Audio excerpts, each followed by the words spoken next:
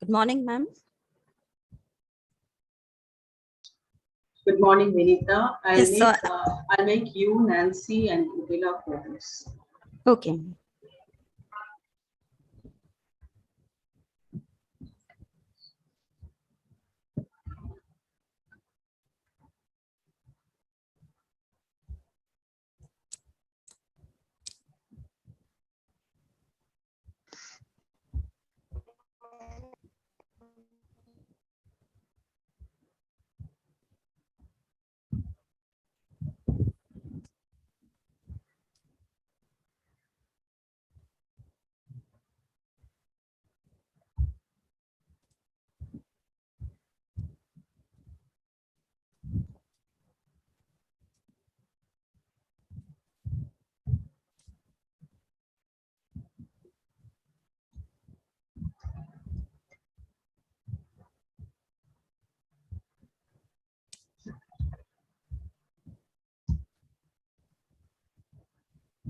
Nancy?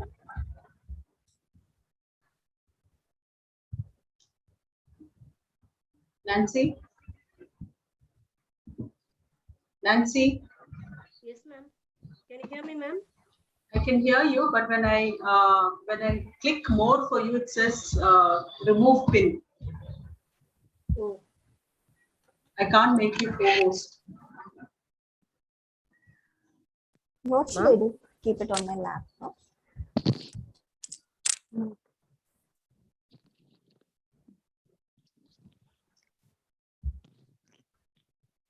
Just check that, Nancy. I need to make you co-host. Ma'am, I can't hear, ma'am. Yes, ma'am. No. I have to make you co-host, but it's not happening. Oh. Only then you can share the videos, right? Oh, yes, ma'am.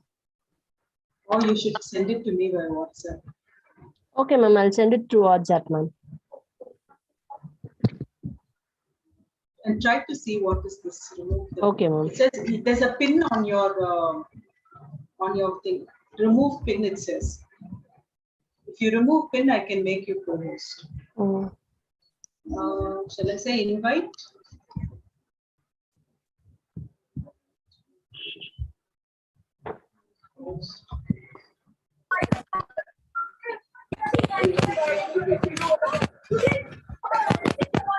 Yeah, I've made you co-host, right? Okay, ma'am. And so you can share the Nancy. Oh, yes, ma'am. So Nancy, Vinita, then Sandhya. Sandhya, are you sharing a PPT or just speaking? Just speaking, Preethi. So I don't need to make you. Just speaking, just speaking. Oh, okay. I think we are good to go, Vinita. Shall I wait or we start, ma'am? Because It's 10-2, you can ask Bhupila and students are yet to join, ma'am. Yet to join, we will wait. Because, Yes. They should all benefit. Wait, I'll open my PPT. Yeah, they mostly, yeah, we can start. Yeah. We can't wait for people. Only one student has joined, ma'am. One student has joined. Sorry. 34 have joined. Sorry. Okay. Only 2 or 3, maybe they had some connectivity problem. Yes, I ma'am. think go ahead. If Okay. most of them are there, we can start. Yeah, Yes, more ma'am, than I'll 30. start. Nearly I'll 30. start, ma'am. Yeah, we can start. Good morning, dear students. Lift up your faces. You have a piercing need for this bright morning dawning for you. The horizon leans forward, offering you space to place new steps of change. Lines from On the Pulse of Morning by Maya Angelou. A very warm welcome to our bright young ladies who have wisely chosen this PG program in our college. For education at Queen Maris College is a privilege of lifetime. Let us commence today's orientation program with a Tamil Thai word. I request Nancy to play the song.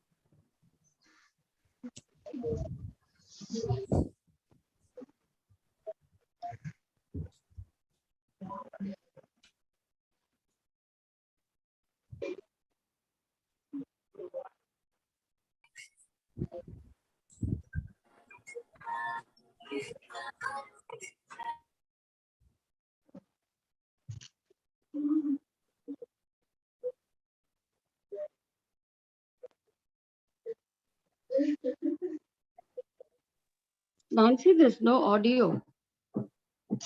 Nancy, I think there's no audio.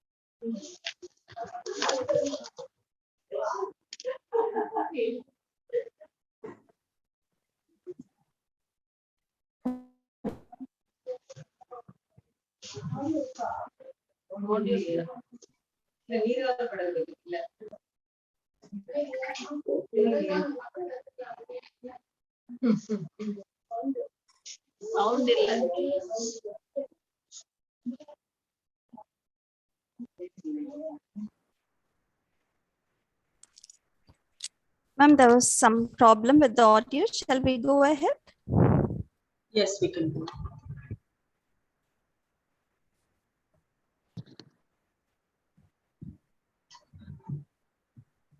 There is no doubt college is destined to have influence on the future of Indian womanhood.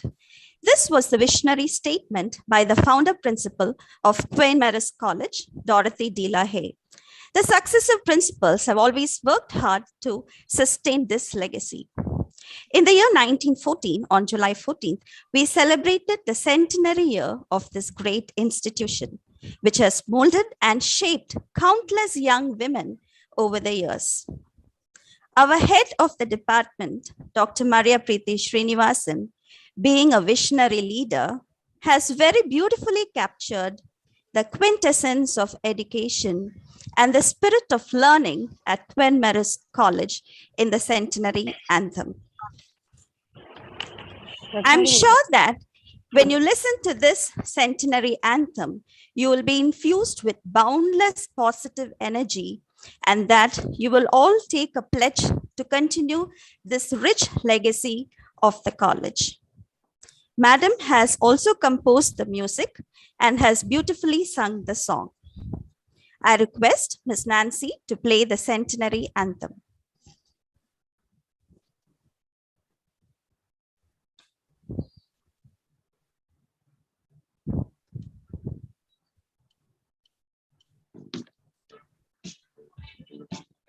Can you increase the volume, Nancy?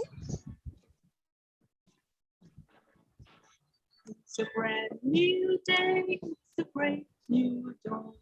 We welcome another young song to change our wind. Gentle breezes whisper to rise, rise, Queen Mary. You were born to fly. Working out. Could you? Is it okay? eagle too. Rise, rise, Queen Marian, you were taught to fly. Like the lighthouse foreseen whenever seas are polished by the sea. Rise, rise, Queen Marian, be a beacon bright.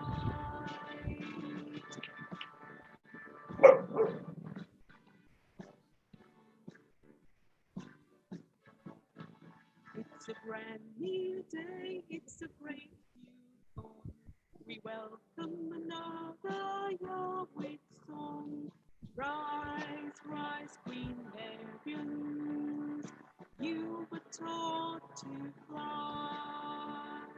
Rise, rise, Queen Marian, be a beacon bright.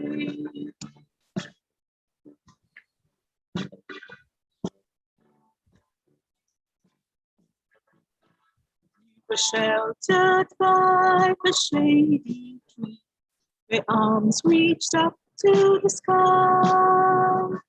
Rise, rise, Queen Marian, reach for the stars. Rise, rise, Queen Marian, reach out to the world. It's a brand new day, it's a great new dawn. We welcome another year with song. Rise, rise, Queen Marian, you were taught to fly. Be a beacon bright, reach for the stars, reach out to the world.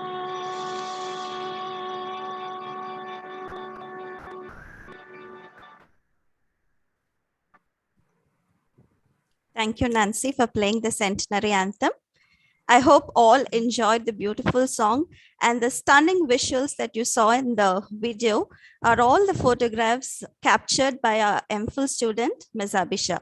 Thank you, Abhisha, for this wonderful pictures. Thank you so much. Moving on with the program, Dr. S. Urmila, Assistant Professor of English, has done her PhD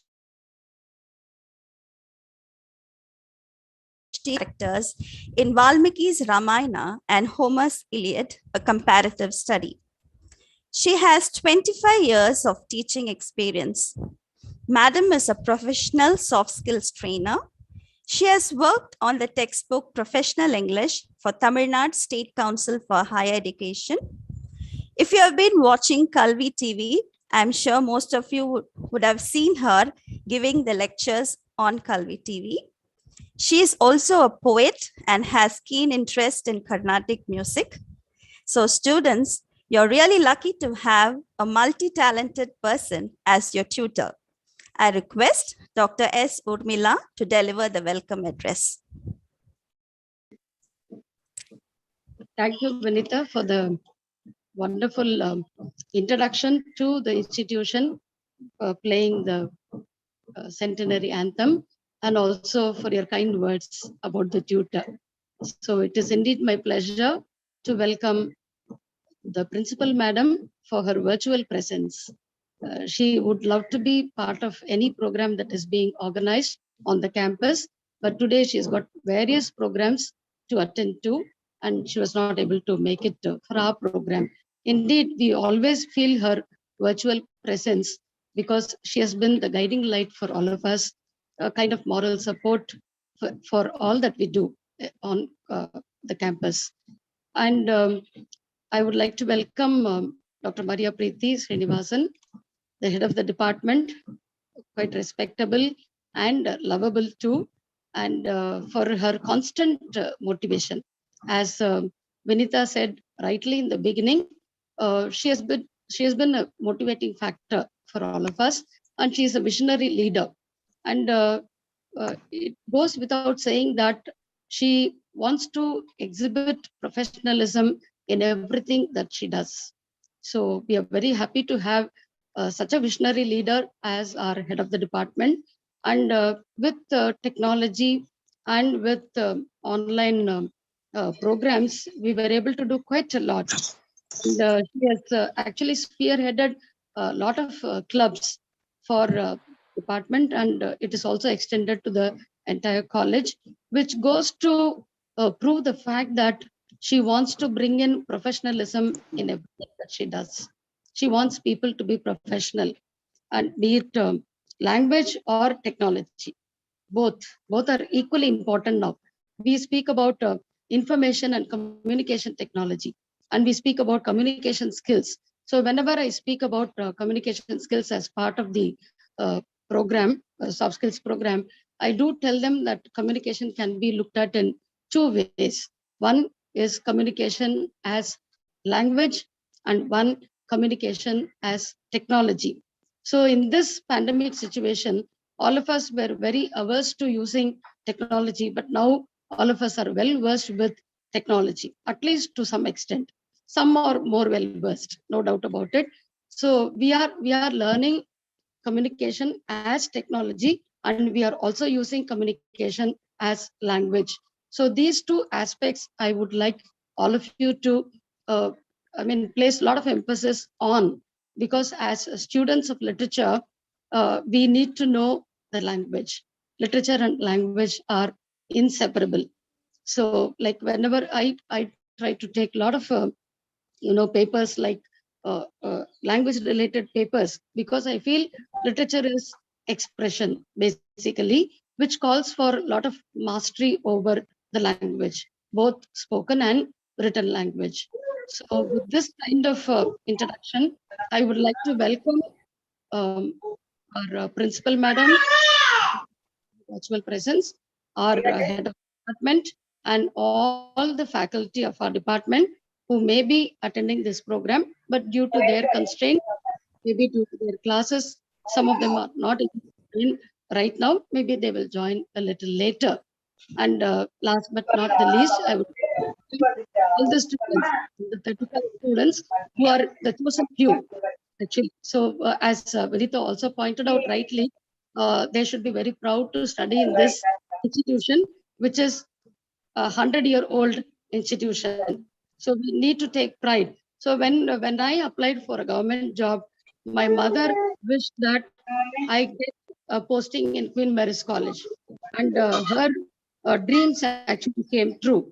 I did not know quite a lot of things about Queen Mary's College until I came to Chennai.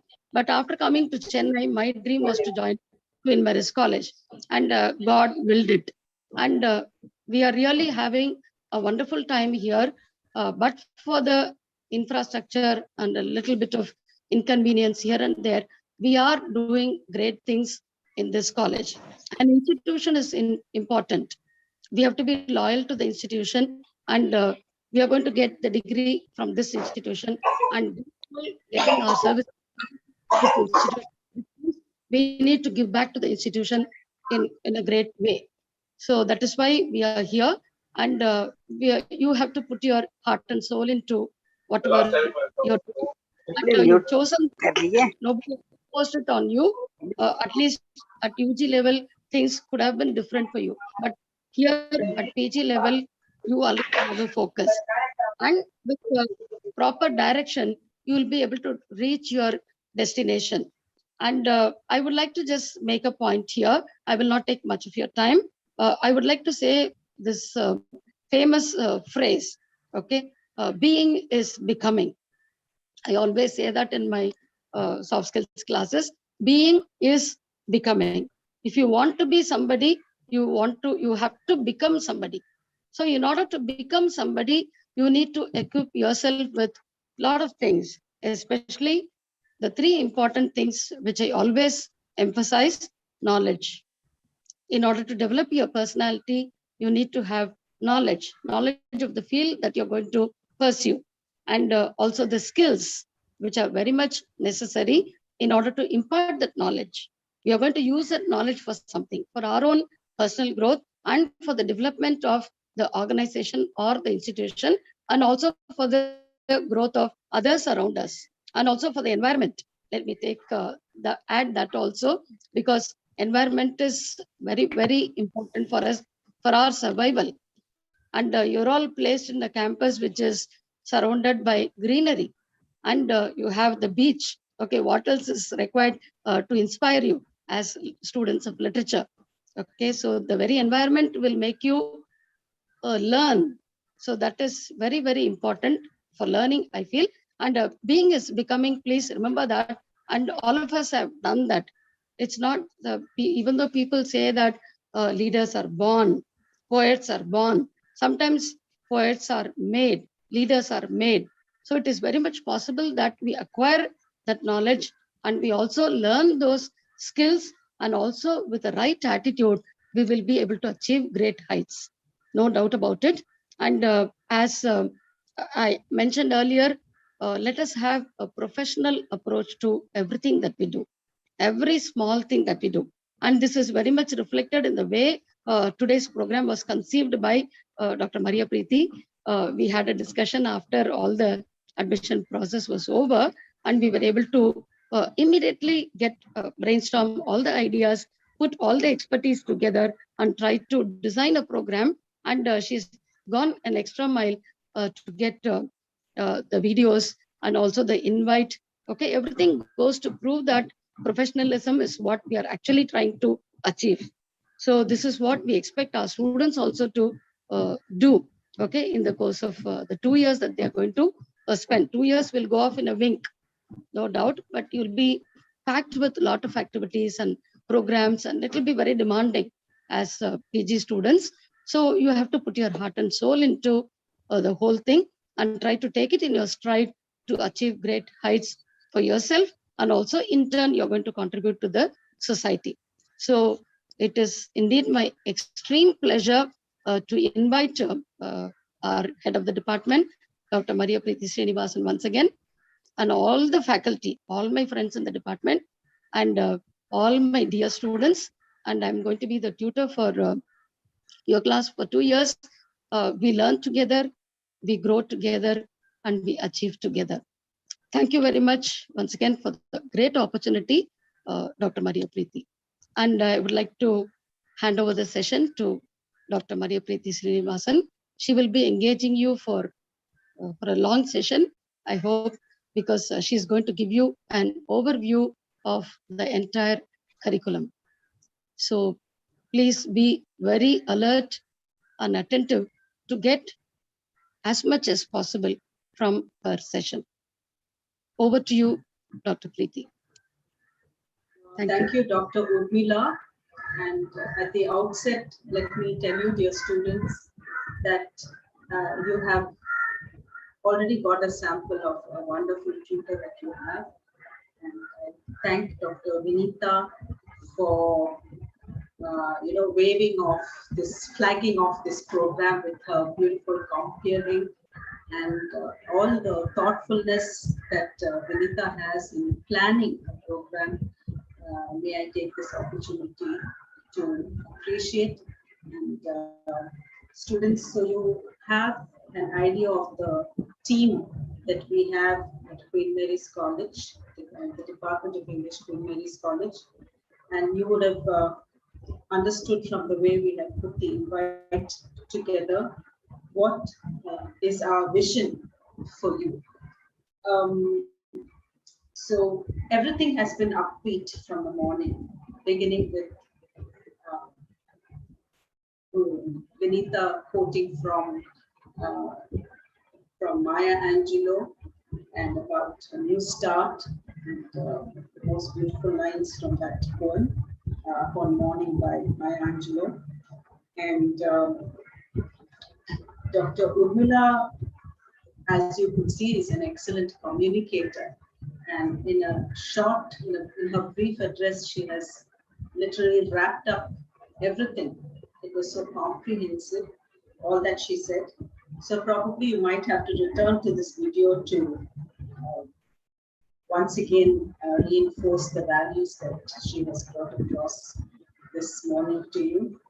And on board, we have Dr. Sandhya will be doing the session after I do. And tomorrow we have Mrs. Angeline Fernando doing a very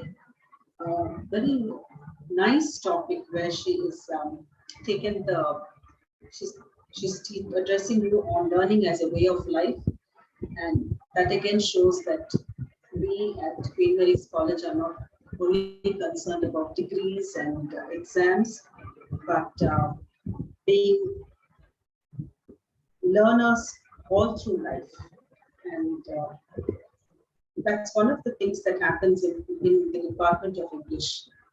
Each day, as colleagues, we are learning. We share a lot of our learning, and we come up with ideas. The ideas we come up for, not only for our syllabus, but also for the programs that we have for our students. And our three guest lecturers, Dr. Sivagami, Ms. Sangeeta, and Ms. Naseem, for sharing their expertise. Sangeeta and Naseem are two young lecturers who have cleared the NET exam, and I think we'll find their sessions very useful. And Dr. Sivagami has finished her PhD, and she would like to give you a lot of nuggets from her experience as a teacher as to how you should orient yourself even from now when you write your assignments towards being good researchers. So now you have a session by me on the overview of the syllabus. So it is, we'll be going through the whole document, but I would like to give you a panoramic vision. So what's a panoramic vision? Panoramic vision is what you see from the air, a bird's eye view. That is what we hope to achieve through this overview of the syllabus. And if there is a watchword for today, if there's a keyword for today, that word is motivation. So, as I said, it was upbeat from the morning. Vinita motivated us. Dr. Urmila motivated us. And as I told you, there's a lot of teamwork here. Abhisha has prepared that lovely video on the centenary anthem, and Nancy is, as always, behind the screens, sharing videos. And Nancy is my full-time research scholar. She is doing a PhD on life writings, on autobiographies. So you have probably got the whole vibes of the department by now, and let me proceed to my presentation.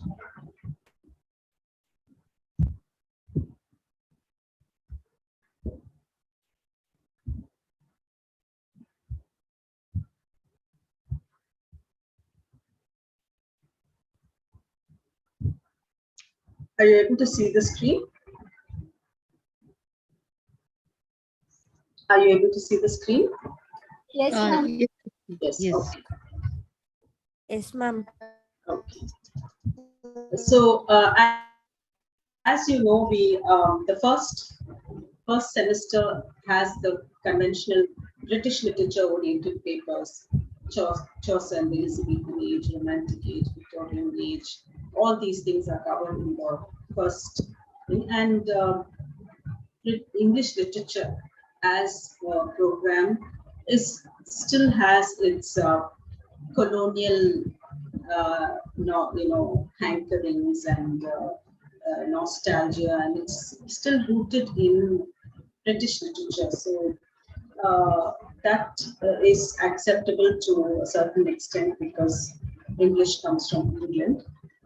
But well, with the post-colonial movements that have taken place in all the colonized countries, we have a wealth of literature coming from other parts of the world.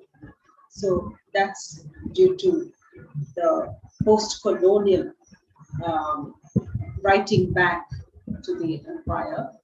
And our syllabus is being decolonized with writings from these colonized countries.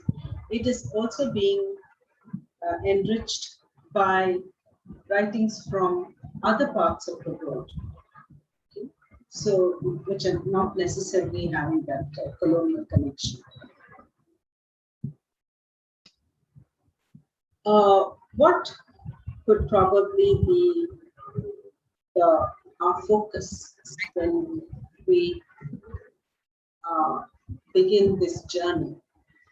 Right, the journey of 1,000 miles begins with a single step, and learning is exploring, learning is enrichment. There is so much to be said about learning, and I think those of us who have pursued learning for the sake of learning are better off because of it. And those of us who have pursued learning for the sake of a degree have reached only as far as getting a degree. And let me emphasize that these are the years of your life which you have to devote to learning. Because once you get into your 30s and 40s and 50s, you may continue learning, but you will not have as much time to devote to learning as you have. And I'm sure our faculty who are present here, Dr. Sandhya, Dr. Uvira, Dr. Anita, will agree with me that we have had a strong foundation through OG and PG learning, which is standing us in good stead as lecturers. Because this is a time in life where we have very little time for learning, and the learning that we do is just updating our knowledge. So there is probably no gap in our postgraduate or undergraduate learning. We have paid attention to whatever we have to learn at that stage in life, and we have no regrets that we did not read this or did not read that.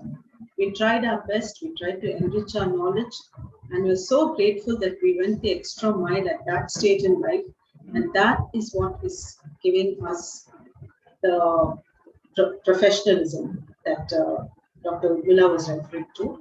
So that is giving us the academic acumen, that is giving us the knowledge that we have. Now, having said that, I just give you the focal point of my lecture. So we need perspective is very important. How you look at what you're doing. Okay?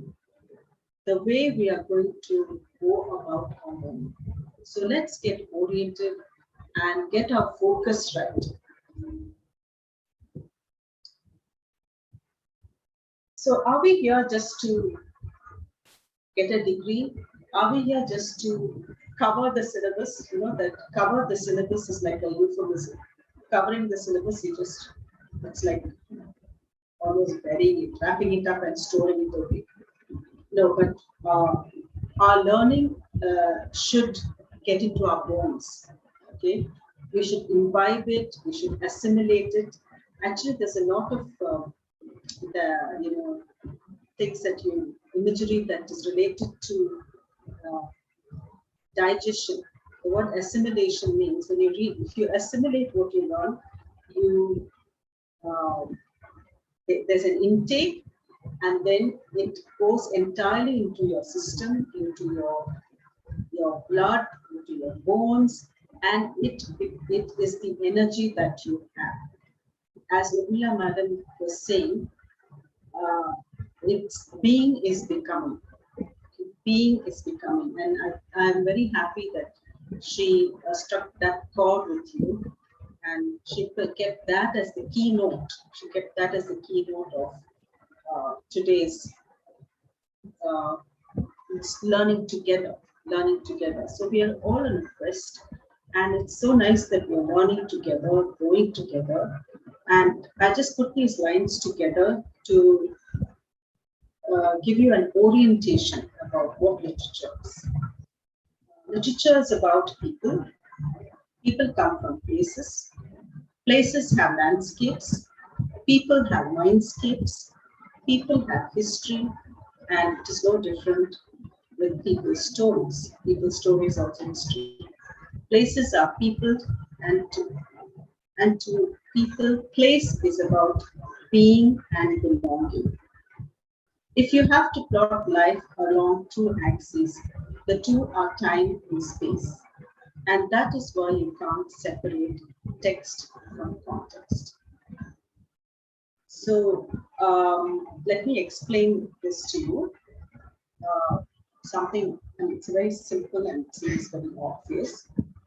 But for a few things probably I'd like to highlight. We know that it's about literature is about people and places. Landscapes are the exteriors. So that is why in literature, imagery is so important. Visuals are important. The exteriors important, and mindscapes. Now, mindscapes, the interiors. Okay, the interior of a person, which we see so much in.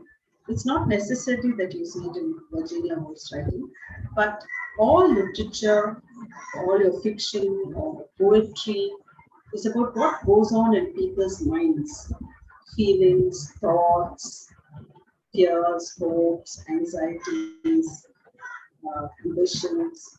So Macbeth had a certain mindscape. Lady Macbeth had a certain mindscape, and the characters, all the characters in the novels, to enter the mindscape of these characters is what we're all about. And then all of us come from somewhere. Somewhere where we come from is not necessarily a place. It's a place, it could be a geographical location. But you come from a family, which has engaged with life in a certain way. So each of us has our own history. Okay, so these histories that we look at through literature sometimes fall into certain categories like caste, race, and also gender, because what the place that has been assigned to women and men through human history. So then you have, so with this history, each one's history is what makes each one's story different. But when you read a story, like right now I'm reading Anita Nair's Ladies Coupe for my second UG class. And as a woman, when I read the story and I see the descriptions in that of middle class South Indian family and their morality, their ethics, their worldview, I think it's the same story. So, in fact, I wanted to write an article titled "The Same Story." Okay? So, this is one thing, that those intersections, those connections, the corroborations, the way you collate, and you will find there are times that the story that you're reading is very similar to your story, or you may think the story is very different. So, stories come from different. It comes from individuals, but they also have. There's also a collectivity about stories, right? This is common knowledge that there is. There are stories that are obviously representing a group, right? But even if they don't represent a group, when they represent themselves, they are representing a group. So if I represent myself as a woman, I'm representing women. If I speak about my experience as a woman, whether I intend to represent women or not, it becomes representation. So people have stories, and people's stories intersect and connect and interweave. So texts become intertextual. Texts become intertextual, right? Because there's commonality. Those are the intersections of it.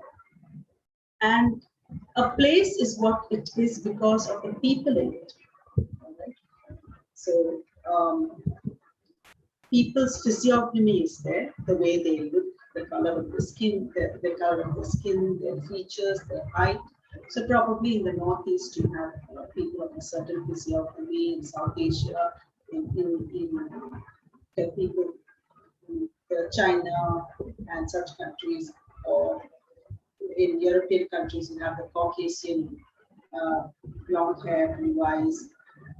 So these kind of things. So places are people, right? And now places are also changing with migration. People migrating to places, societies becoming multicultural. So place gets its character from, and people also get their character from place. Right? People belong to place. And that is all that, on all this goes into being and belong. Look at the Tamil nationalism that people have. I'm a Tamil, or I'm an Indian. There are some people who see themselves as just citizens of the world. They don't belong here or there, they belong everywhere. So your idea of being, your idea of who you are, the way you answer the question, who am I? Who am I? Gives you that sense of belonging. Okay? Belonging or not belonging. Because if you see a lot of migrant writing, if you see a lot of writing that comes from people, the diaspora, people who have migrated to other countries, that sense of homelessness is there. They have their homeland. Now they call themselves transnational people. That they have a homeland where they were born. They have a homeland which is their adopted homeland, and yet at times they feel homeless either in the place of birth or in the country that they have adopted. So belonging, not everybody has 100% sense of belonging. So there is this struggle. Right? There is this feeling of being in limbo, neither here nor there. So all that is connected to being. It's all that connects to your ability to answer the question, who am I? And everything about life is located. If you have to, map it, if you have to create a graph about and plot it, then the two axes are time and space. So everything is either temporal or spatial.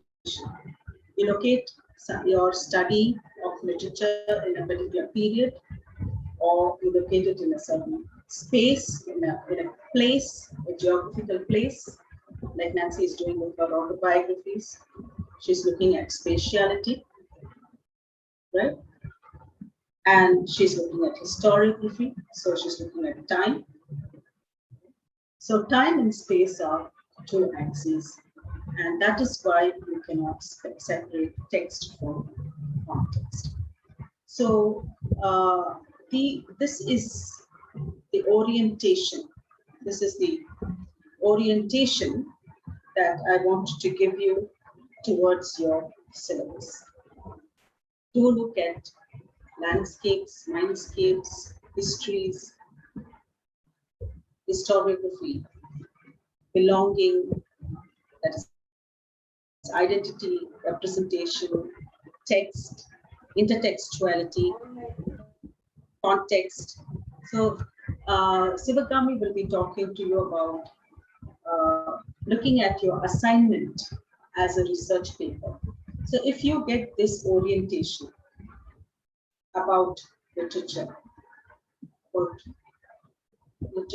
being related to people, place, stories, and being, and belonging, and temporality, and spatiality, and text, the text having its texture, and text being intertextual, that will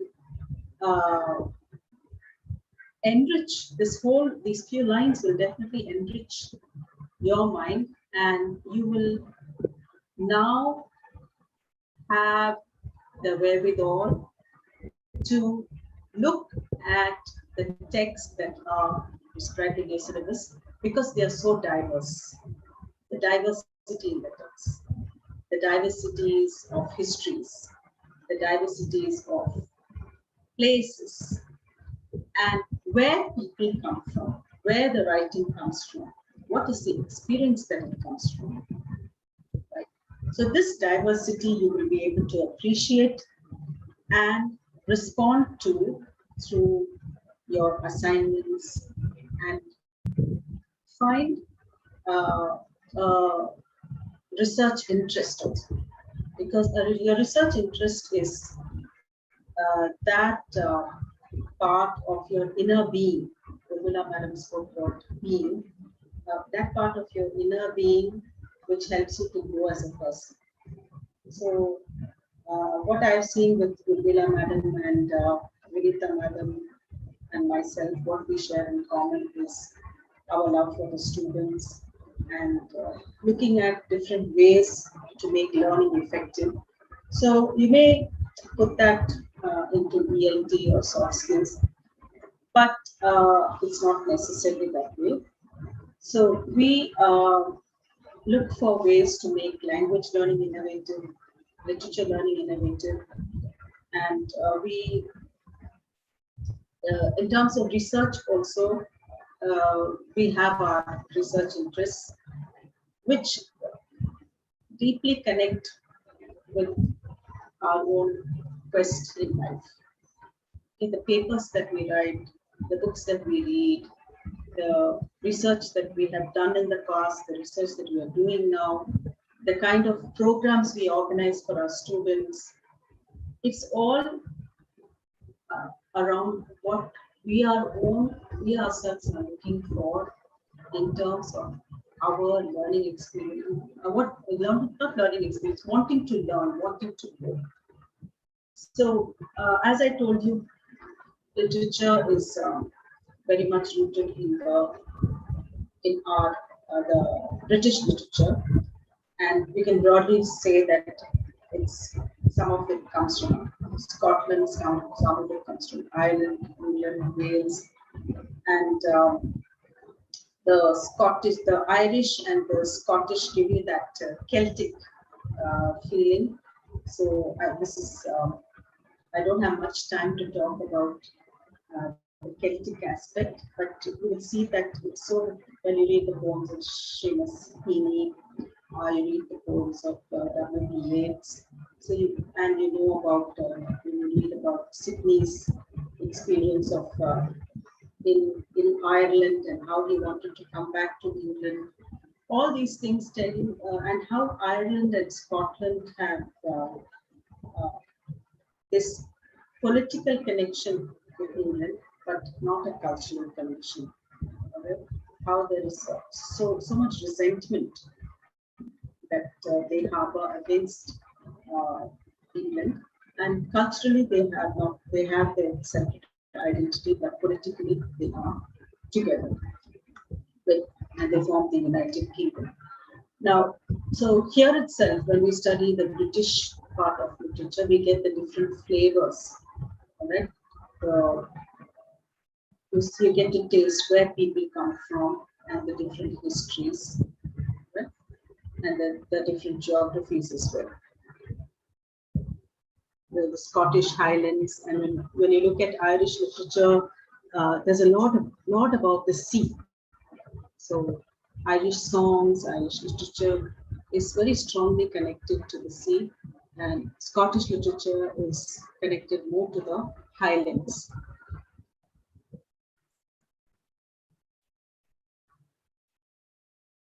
Well, I thought I'd give you a theme for the overview and what you should look for in your text. What you should look for is lifelines. You know what a lifeline is? So when a person is drowning, they throw a lifeline, as you see in the visual there. And another meaning of lifeline is what you see on the ECG, right? The pulse, right? And so if this line were flat, that means the person is dead. And only if that line has that kind of up and down thing, which shows which is like the waves, isn't it? The sinusoidal wave. A peak and a trough. So you have this kind of up and down movement of the line, which indicates that a person is alive and breathing. So to keep ourselves alive, to keep ourselves intellectually alive, we need literature. And to even rescue us from difficult situations, we need literature. I do remember sharing with my friends in the department certain decisions that I made in the recent past. And that decision was made was motivated by a line from Tennyson's Ulysses. The line which says, "'Tis not too late to seek a newer world. Come, my friends, let us strike the furrows. 'Tis not too late to seek a newer world." So, given the fact that I'm at a certain age where we may have a hesitation to do something new, something different, and we would like to stay within our comfort zone, the very motivation to do something different, to do something new, and take the risks involved in doing it, and the push to do it came from this poem by Tennyson, Ulysses, and this powerful line, "It is not too late to seek a newer world." So this line for me was a lifeline. It helped me to make a decision. Right? So I can't emphasize even more than this, that when you read text, you need to look for lifelines. Look for lines that will uplift you. Memorize those lines. Store them away in your memory, and read them, reread them, internalize them, imbibe them, assimilate them, make them a part of your being, and it will be a part of your becoming. So I, all through every paper, I have selected lines that I remembered. Okay, so these are from Shakespeare's the texts that are prescribed for you: Midsummer Night's Dream, Antony and Cleopatra, Hamlet, Winter's Tale, and you have 2 sonnets prescribed for you. So may I request someone to read these lines? The lines which are there in italics, yes. From Midsummer Night's Dream? Yes, ma'am. Aisha, ma'am, can I read them? Yes, yes. Semester 1, Shakespeare, Unit 1. A Midsummer Night's Dream. The course of true love never did run smooth. Thank you. Can someone else read the lines from Antony and Cleopatra?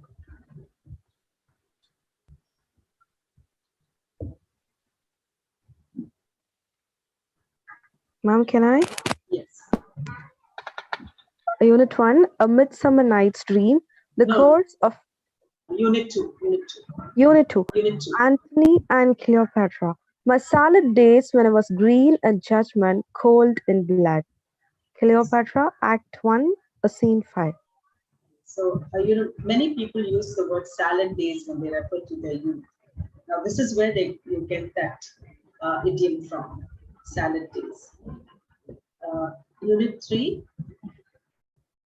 one person can read the first one and another person can read the next one.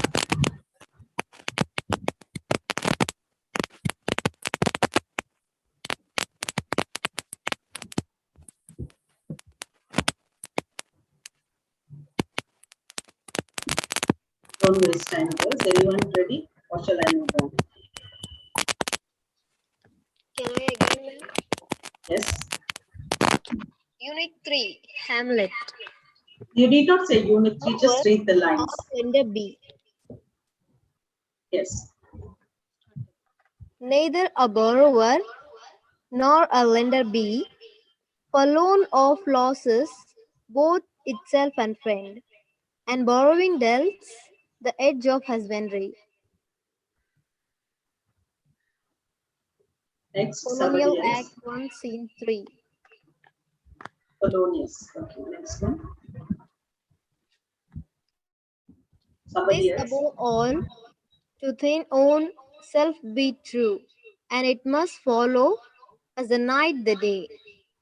Thou canst not then be false to any man. Polonius Act 1, Scene 3. Thank you, Asha.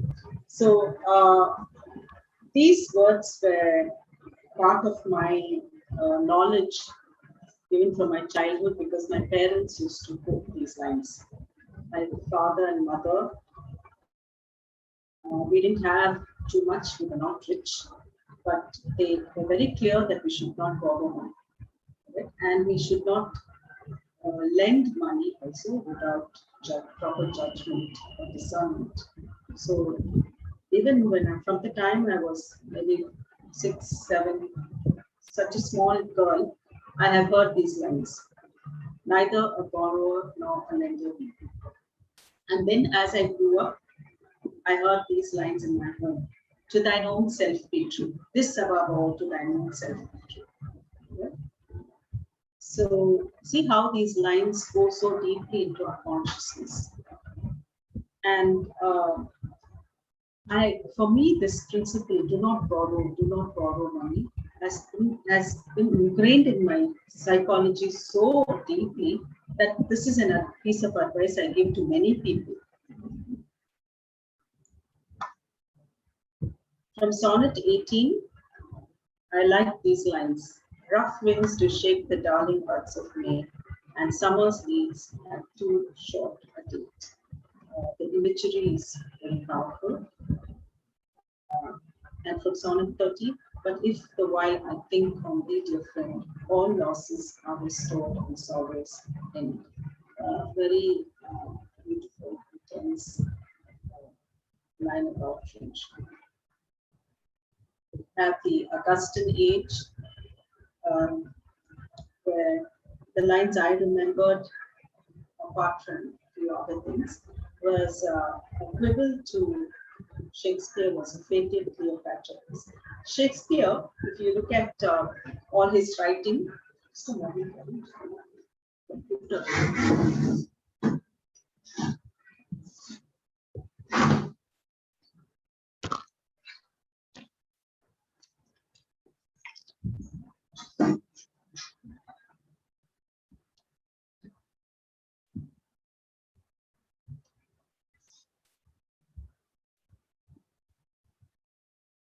so a quibble was, can you hear me? Yes, ma'am. A quibble was to Shakespeare a fatal Cleopatra. So Shakespeare was so good at punning that it came so naturally to him. So every time he saw the opportunity to pun, because he was such a master of language, every time he had the opportunity to pun, he never let go the opportunity. So Johnson sees it as a small drawback. Probably there were times when he overdid it. But this line is so fascinating. A quibble to him was a fatal Cleopatra.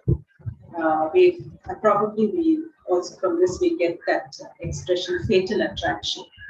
Because you're attracted to something that's going to be your undoing, and it becomes a fatal attraction. The Ode to the West Wind is a powerful poem, especially for those of us who have the revolutionary spirit in us, people who want to bring about change, people who would like to swim against the tide. And this is your syllabus for the romantic age.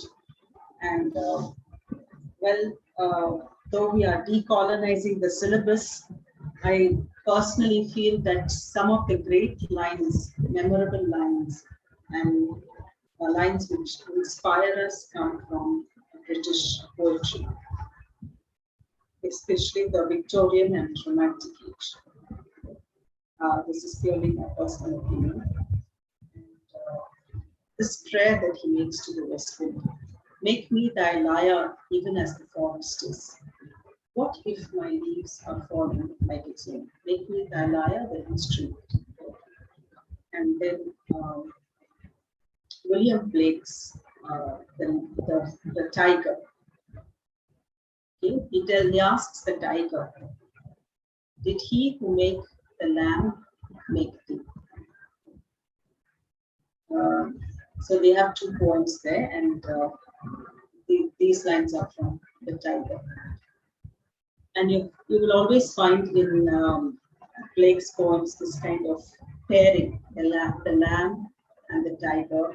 So he has this, he has his collection, songs of experience, songs of innocence, and he always did this kind of pairing of poems.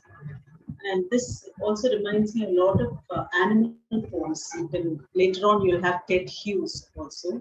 Ted Hughes, hawk roosting, the jaguar. So anyone interested in eco-criticism, not only eco-criticism, animal studies, animals in literature, right? You can read Ted Hughes, you can read, you can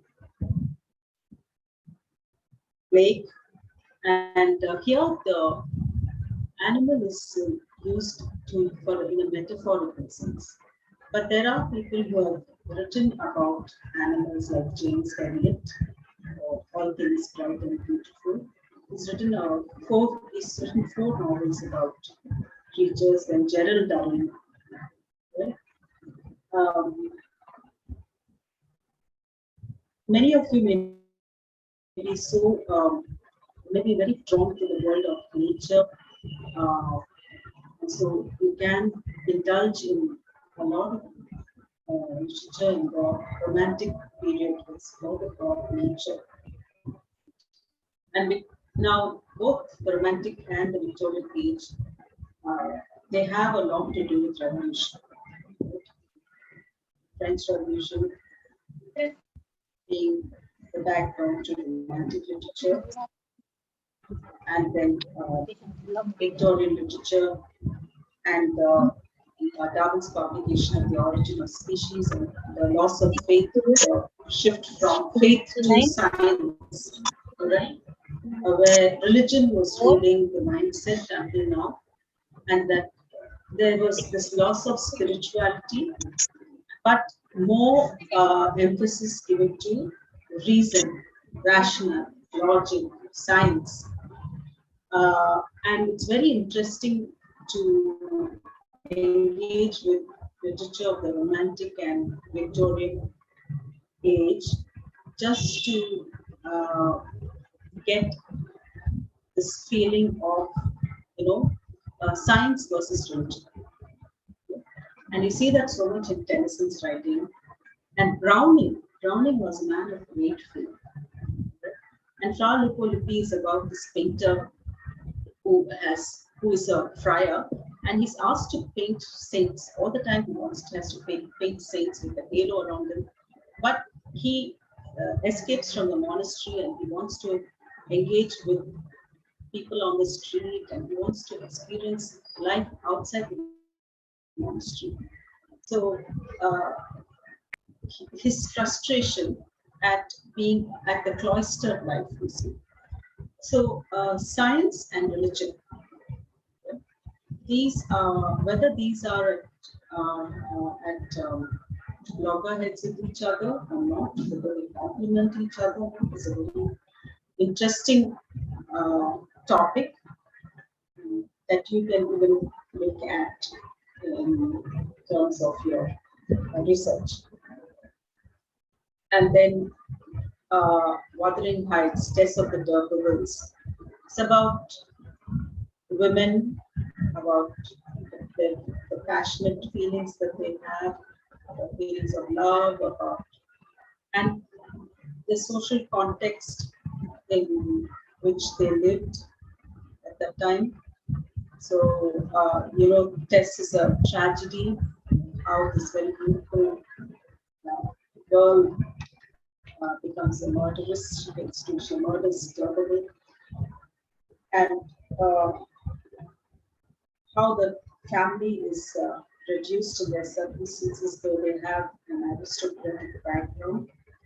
So it is about an England that is changing, that is moving, especially in Thomas Hardy, you see, that they're moving towards modernity, that tractors have come into farming, right? And mechanization is taking place. Thomas Hardy's The Return of the Native, Death of the D'Urberville shows a society in transition, hard times about industrialization, and Charles Lamb's Dream Children, a Reverie, about lack of fulfillment in his personal life, that he couldn't be a father. So, romantic and Victorian literature is on my list of highly recommended reading, because I think this literature connects with us at the spiritual level, and it is also about transcendence, rising above our circumstances, swimming against the tide, whether that tide is political or personal. English language teaching, that some of you may become English teachers, and I would advise you to take your ELT classes seriously in that case, and think about innovative ways of teaching. Okay, now having some kind of orientation and theory about language teaching is good, because though teaching in the classroom should be innovative, yet all the innovative things that we do should be deeply rooted in research. So do not think that creativity and innovation has nothing to do with research. It has everything to do with exploring, and especially when it comes to the research in ELT, you'll have to do a study of the needs. Okay, needs analysis. What are the needs of the students? So you have to do a research on ground realities before you propose with your innovative approach. Okay? So ELT is a very creative field for people who have a passion for teaching the language. American literature. What I would like to say about American literature is that we are slowly moving towards making American literature reflect multicultural America, though it's not fully reflected in the syllabus, but probably will be revised the next time. This is still Euro-American, the syllabus that we have, except for the last, for Unit 5, where we have Amy Tan, Chinese American, and we have in Unit 4, the autobiography of Barack Obama, Dreams from My Father. That's a book that I will recommend. It's a book that I love very much, and it shows you the mind of a leader, talks about the work that he has done, especially in community life, grassroots work, and that's what made him a dynamic president. Whitman again has the same kind of uplifting lines that you will find with the romantic poets and Victorian poets. So here, this line that appealed to me is, "I ask not for good fortune, I am good fortune." What a powerful line. Such a wonderful philosophy. So if you have a positive outlook on life, and you don't need to wait for something good to happen to you, if you can sum up all the resources that are at your disposal and put them to use, you believe that you are good fortune. So those who think that they have been unfortunate will not be progressive at all. But people who count their blessings, people who count their blessings and who believe that they are blessed, that they have a lot to be thankful for, and they can work with what they have. They can work with what they have. So this has been a line that I remembered from the Song of the Open Road. Now, this paper is World Classics. I don't know whether you can see the screen, you can see the titles. So this is World Classics, so writings from different parts of the world. Writings which have been immortalized over the years. We have Swami Vivekananda's speech at the Parliament of World Religions, a speech that is very important to our identity as Indians. Even recently at book launch, I found Sashita quoting from Swami Vivekananda's speech as to what it means to be Indian, to appreciate our heritage that comes from our religious texts, and to at the same time have a secular worldview. Tirukural, of course, is the pride of Tamil Nadu, which we can share with the whole world. The inspiring lines that I want to share are from Khalil Gibran, where he says, "Your children are not your children. They are sons and daughters of life's longing for itself. They come through you, but not from you. And though they are with you, yet they belong not to you." And this is, I don't know whether you find these lines appealing, but we women, as we get older and we find our children having their individualities and their pursuits, which may not fit our plans that we have for them, then we realize that they belong to life. We think our children belong to us, but our children belong to life. Your children are not your children. They are sons and daughters of life's longing for life. They come through you, but not from you. And though they are with you, yet they belong to you. So we are probably just conduits for them to come into the world. They belong to life. Then in the same World Classics thing, in Unit 3, you have Kalidasa's Sakuntala and Anton Chekhov's The Proposal. Media is a very disturbing play, but the theme of revenge in it is very compelling. So just shows you the feelings of a woman. And Crime and Punishment is also one of my favorite books. Though I like Anna Karenina, I think Crime and Punishment is a very spiritual. There's a lot. You find it's a story about a man who is poor and commits crime and murders a person, and then he is imprisoned, and then he reflects on what has happened. And there is repentance, there's penitence, and there's so much spirituality.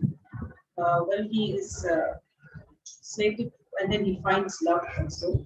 So, though he has committed a crime, though he is punished, he comes across as a very noble person, as a person who is enlightened by what has happened in his life. And this book is full of beautiful, powerful, quotable quotes. Laura Esquivel's like Water for Chocolate. It's a unique book. You read it, you'll appreciate it. It has a lot of recipes. Every um, every chapter is preceded by a recipe, because the protagonist in this novel is a person who cooks well, and she's the hub of the wheel in the family. She's cooking for her family all the time, but she reaches a stage of burnout, stage of giving, and she lives in a culture which dictates that the youngest child the youngest daughter should not marry, and she should look after her aging parents. So this social dictum weighs heavily on her. But within each of us there is a fighter. Right? We we like to fight against oppression, wherever it comes from, whether it comes from family or society, and this fighting spirit is within us. So that's what's put so beautifully. Each of us is born with a box of matches inside us, but we can't strike them all by ourselves. We need oxygen and a candle to help. In this case, the oxygen will come from the breath of person.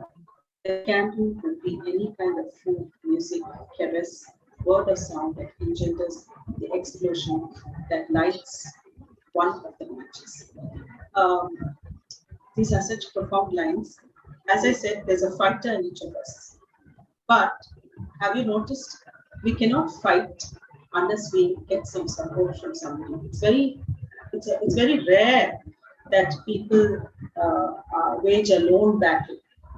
So if we find either some solidarity or some companionship, some encouragement from somebody who tells us that we are on the right path and that they are giving us their support, then we brace ourselves to the battle and we get some confidence to resist. But the spark is there in each of us. And she so beautifully and powerfully, Laura Escobar puts it as a box of matches. So a box of matches is just dormant, but it has the potential to create an explosion. So we have a box of matches inside us, but we can't strike them all ourselves. There is something. There has to be something in the environment, each one's environment, right? Just that little oxygen that a candle needs to burn, right? So you would have done that experiment in your school. You have a candle, and then over it you overturn a glass tumbler or something like that, and then the candle goes out. So if the candle is deprived of oxygen, it cannot glow. So each of us need a bit of oxygen, although in very stifling circumstances, we are like a candle that has been blown out. But with that little oxygen that we get through supportive gestures of family or friends, we can burn light.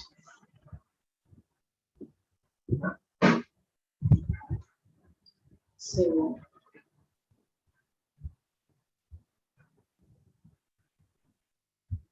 now this is feminist writing, this paper. So feminist writing taken from different in literary history. Elizabeth Barrett, Sylvia Clark, Maya Angelou's Phenomenal Women, Kamala Das introduction. Our students, they presented, they had a theatrical performance of introduction. And Phenomenal Woman also has very powerful lines. So also does Women of One's Own. And let me tell you, girls, these texts have given us as women immense strength. And Elaine Showalter's towards a feminist poetics. So all these texts are texts that will shape you as women and give you much inner strength. not only the inspirational lines in them, but also the sufferings of women, right? What women have endured and what they have shared of their sufferings. So all these things will help you to connect. And then women and caste, right?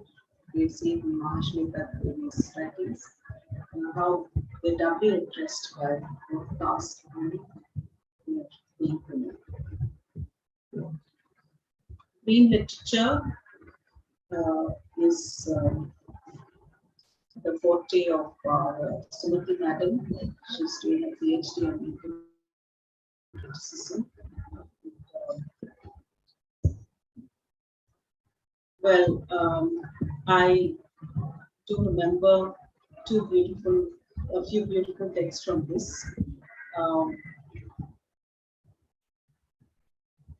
Leopold, although Leopold's Thinking Like a Mountain.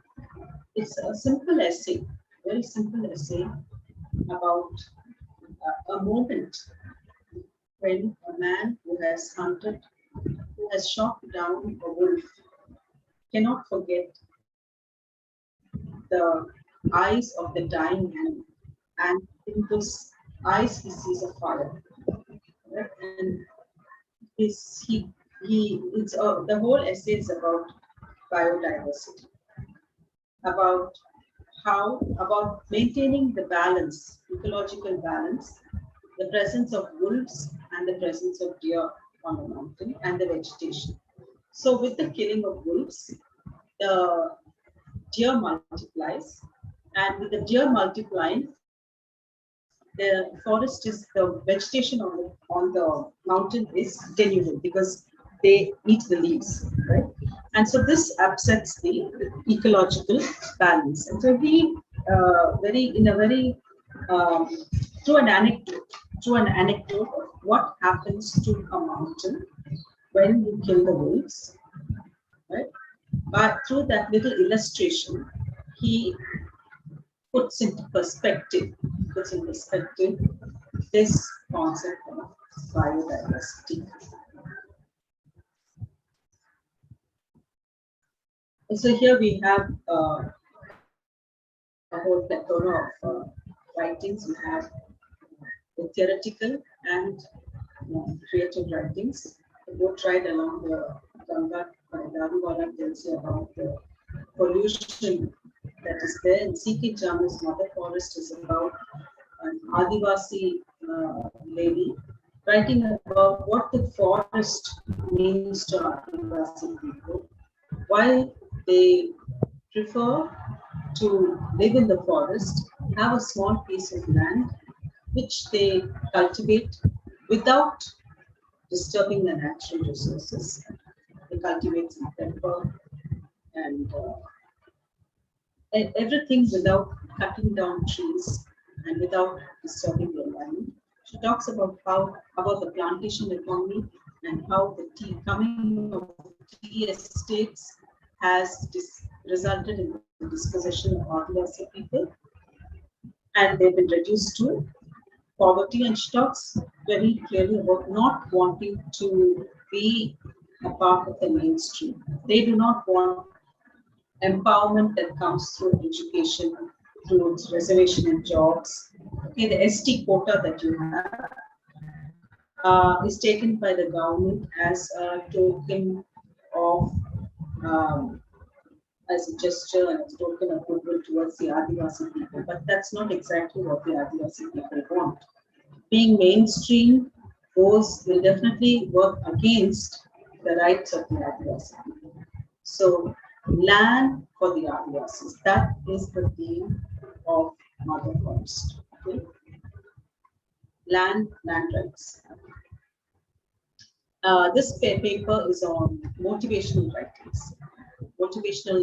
writings for self-empowerment. You have Norman Wilson Peel, and then Chicken Soup for the Soul. So this, I'm very happy to say that this paper you may not find in other colleges, because we, in our college, we have recognized these type of writings as literature.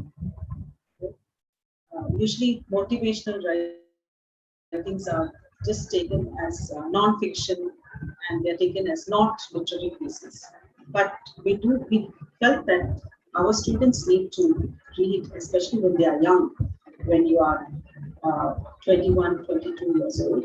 These are the books that you need to read to be equipped for life. Chicken Soup for the Soul, we have given a sample so that you can resort to this kind of light reading. You have a lot of motivational anecdotes which uplift your spirit. And you have Who Moved My Cheese is about adapting to new situations. It's about, two mice who are caught in a maze and who cannot find the cheese that they need for their sustenance. So when the cheese is moved out, what do the rats do? What do the two mice do? And how do they adapt to the new situation? Eric Burns' Games People Play is also a very powerful book. In that you have chapter 2. It's a book about people's psychology.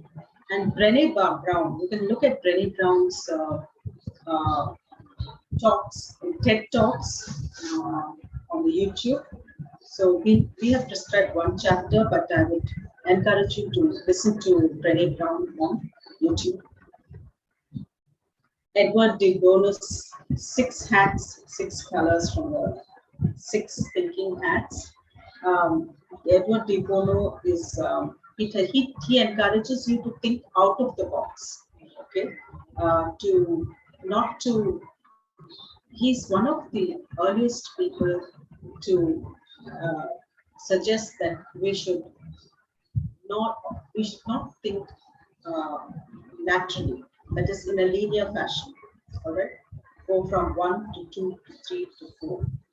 But you can jump from 1 to 5, from 5 to 10. And you need not think in a linear fashion because sometimes the prescribed path has a lot of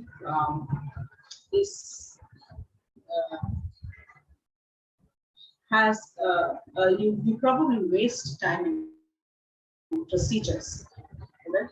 And waste time in thinking in the conventional way. But if you think unconventional, so he gives a lot of illustrations. Another book by Edward de Bono is Go Beyond Listening. So do read a lot of Edward de Bono's books, and it will change your way of thinking. And these are 10 life skills that are there on the WHO website. So we just thought we will make our students aware of these 10 life skills. Actually, these 10 life skills are a pair of 5. It's paired as 5 basically. So decision making and problem solving go together. Creative thinking and critical thinking go together. Effective communication and interpersonal relationships go together. Self-awareness and empathy goes together. Coping with stress and coping with emotions, they are together. So 5 pairs actually.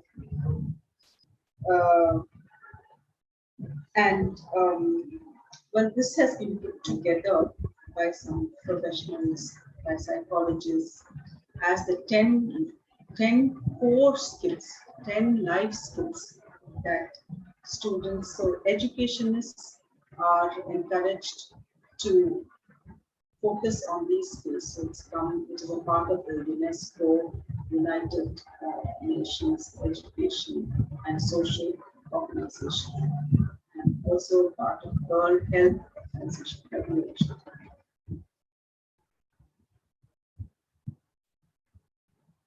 You have 20th century poetry, and I would love all these texts. Well, the Wasteland has memorable lines. And politics in the English language is one of my favorites.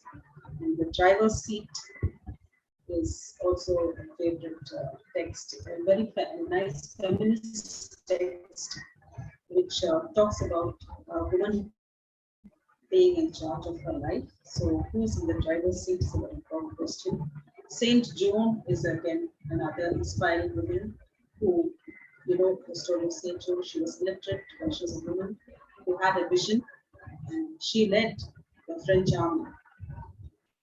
But unfortunately, Saint Joan was burnt at the stake.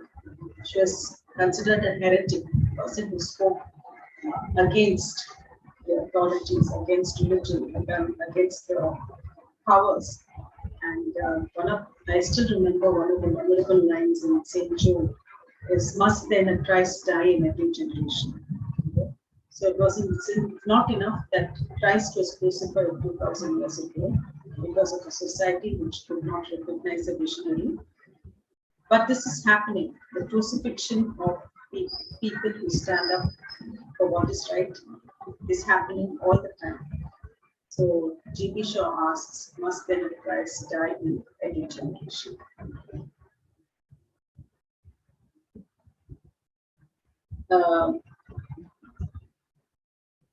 This is this is literary theory. This paper is literary theory. We have from the beginnings, from the classical to the modern, to the post-colonial theory. And what I want to say about theory, sometimes people think theory is boring, theory is drab, theory is dense. I do remember how my own teacher in Mrs. said that creative response, your original response to a text is good, but you have to connect it to it. So when you read a book, when you read a novel, do not go directly to the theory. First read the novel. Right? And every novel to be explored in greater depth, all right, it needs to be connected to some theory. Now, what is theory, guys? Let's put it very simple, very, very simple.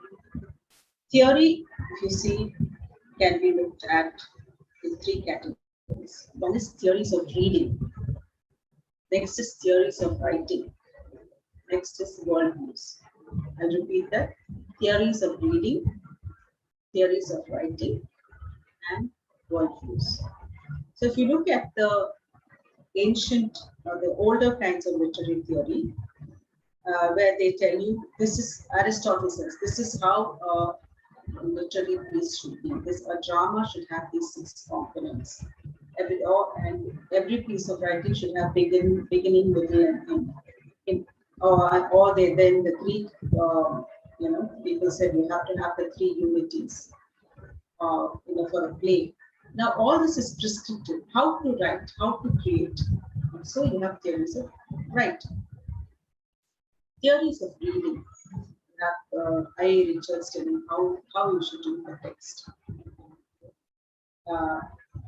So prior to I. Richards and the practical criticism, and then later on the new critics, everything was author-oriented. So we had the biographical information about the author, and based on the biographical information, we read the text. And later on, as more modern thinkers came, they told us to move away from the author, and that the literary text has a life of its own. Okay, cut the umbilical cord, the text is gone, the text has its own life. And so, how to read the text, whether to read it through the biographical information of the author, or whether to read it from the social circumstances. So you have the sociological approach, psychological approach, then you have the new critics in their approach, then you have practical criticism. So how to read? And then you have worldviews. Okay? Now, deconstruction, postcolonialism, all these are worldviews. Right? They are saying, in other words, the world has changed. So deconstruction goes back to a nihilistic world. The world which says God is dead. There is no God. There is no structure. So that is why it is post-structuralist. So when anything that affirmed faith in structure, in God being, ruling the universe, and then authorities in the government also ruling, and then there being structure in everything. But that is the essence of structuralism, formalism, structuralism. But then post-structuralism comes from, basically from Nietzsche's thinking. Now, this is not to say that there is no structure. So based on some observation, they said there is a structure to it, right? All myths basically will have a certain structure, right? Societies have a certain structure. Tribes have a certain structure, organization structure. Not that there is no structure, but the deconstruction is said that structures, they came from a school of thought which said that these structures are very oppressive. Right?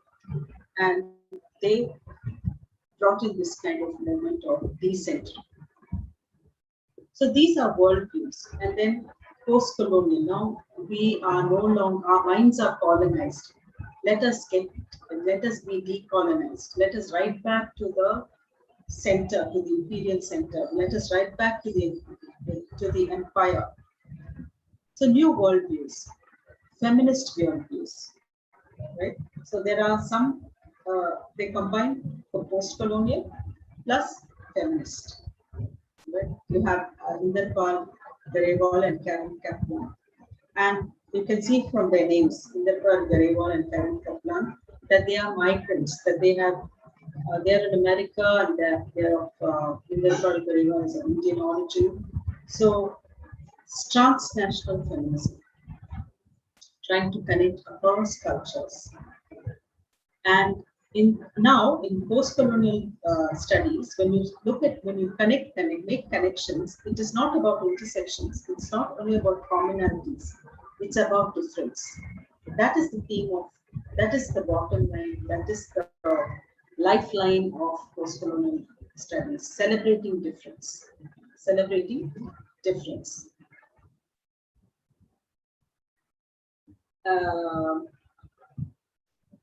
This is linguistics, and I would like to say just one word about it. Aruna Madam is the specialist in linguistics here, but ELT and linguistics are sister papers, and you applied linguistics will always help you to function well in language teaching. So you cannot separate language teaching from linguistics. Right?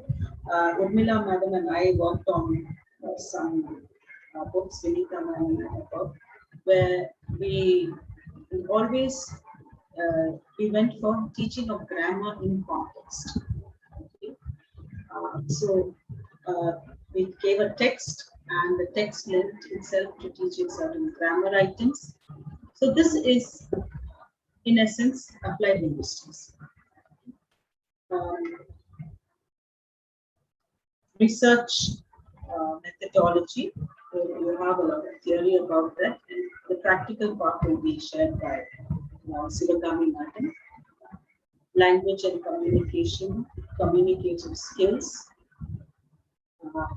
post-colonial literature. I have spoken about it already in relation to literary theory, but this paper gives you, as you can see, literature from Canada, Africa, Australia, New Zealand. So this is going back to the theme of this morning's lecture, that people come from places. Okay, people have histories, places have histories. So look at all that you read in terms of historiography, in terms of spatiality, in terms of temporality. So look at the context from which these texts come.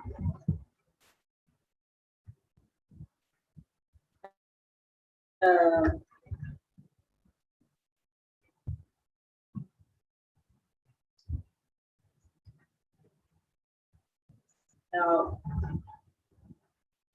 this is India studies. Okay, look at the title, India Studies. This is a change that is taking place. We used to have Indian writing in English. Then there used to be one Indian writing in translation. But now this is India Studies is showing you the paradigm shift, because we are now literature is a part of culture. Not culture a part of literature, literature is a part of culture. Now people are studying culture. There's more emphasis on studying culture, and literature uh, is a tool for that. So even a history student can study a period of history through literary texts. Right? So culture studies is coming more to the forefront, and literature is part of culture studies. That is the change that has taken place over the years.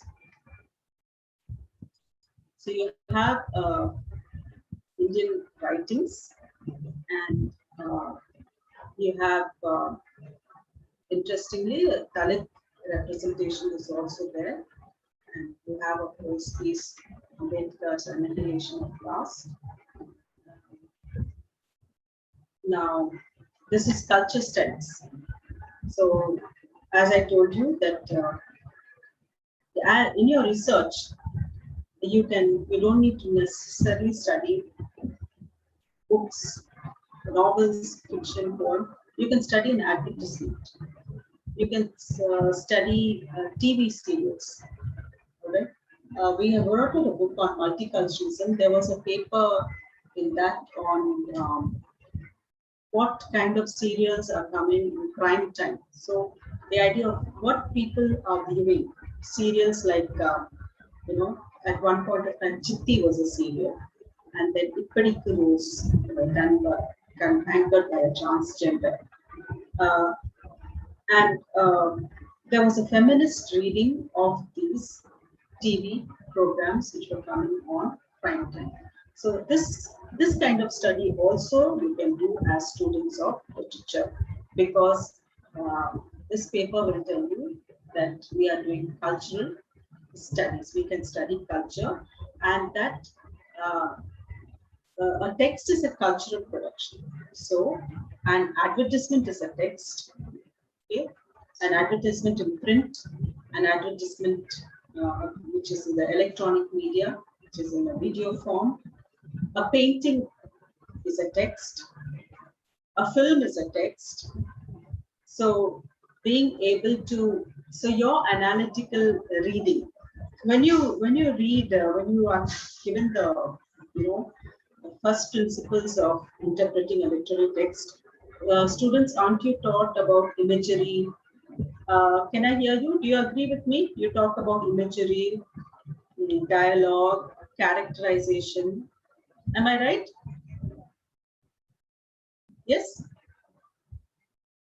So when the same thing, when you even this is there even in film, you can study a film using the same terminology. Now, if you in olden days films, when to show that a woman was losing her virginity, they would show a flower deflowering. Okay, the rose with the petals falling down. So they would show the marriage bed, the man, the woman, and after that they just show a flower on screen. So this kind of imagery of the deflowering of a woman, like so. Maybe if there is a murder that's going to take place, they might show a glass of wine, and the person who's very angry is just staring into that red glass of wine, and then his vision is blurred. All right, that blurring of vision and the whole screen going red, and then later on, the next scene that you see is blood on the floor. Right? You don't even see the body of the victim. So you just there's this conjecture that so and so has committed a murder, and then he keeps up the suspense, and you need to know who did he murder, or did he murder, or did he imagine murdering a person? Did he actually do it? and then the narrative unfolds. So, how a story is narrated, right? Narrative technique. If you look at a movie, there will be a flashback. All right, you see an old couple, and then they go the flashback to their youth. The same technique could be followed even in a novel. So the techniques that are there, techniques of narration, which are there in fiction and in film, are very much the same. That is why you can study a film as a text, you can study paintings, you can study advertisements. All right. So cultural studies will help you to do that kind of research.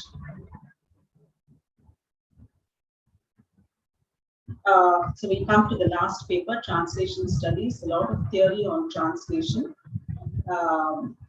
which your teachers will take you into, and followed by a translation project.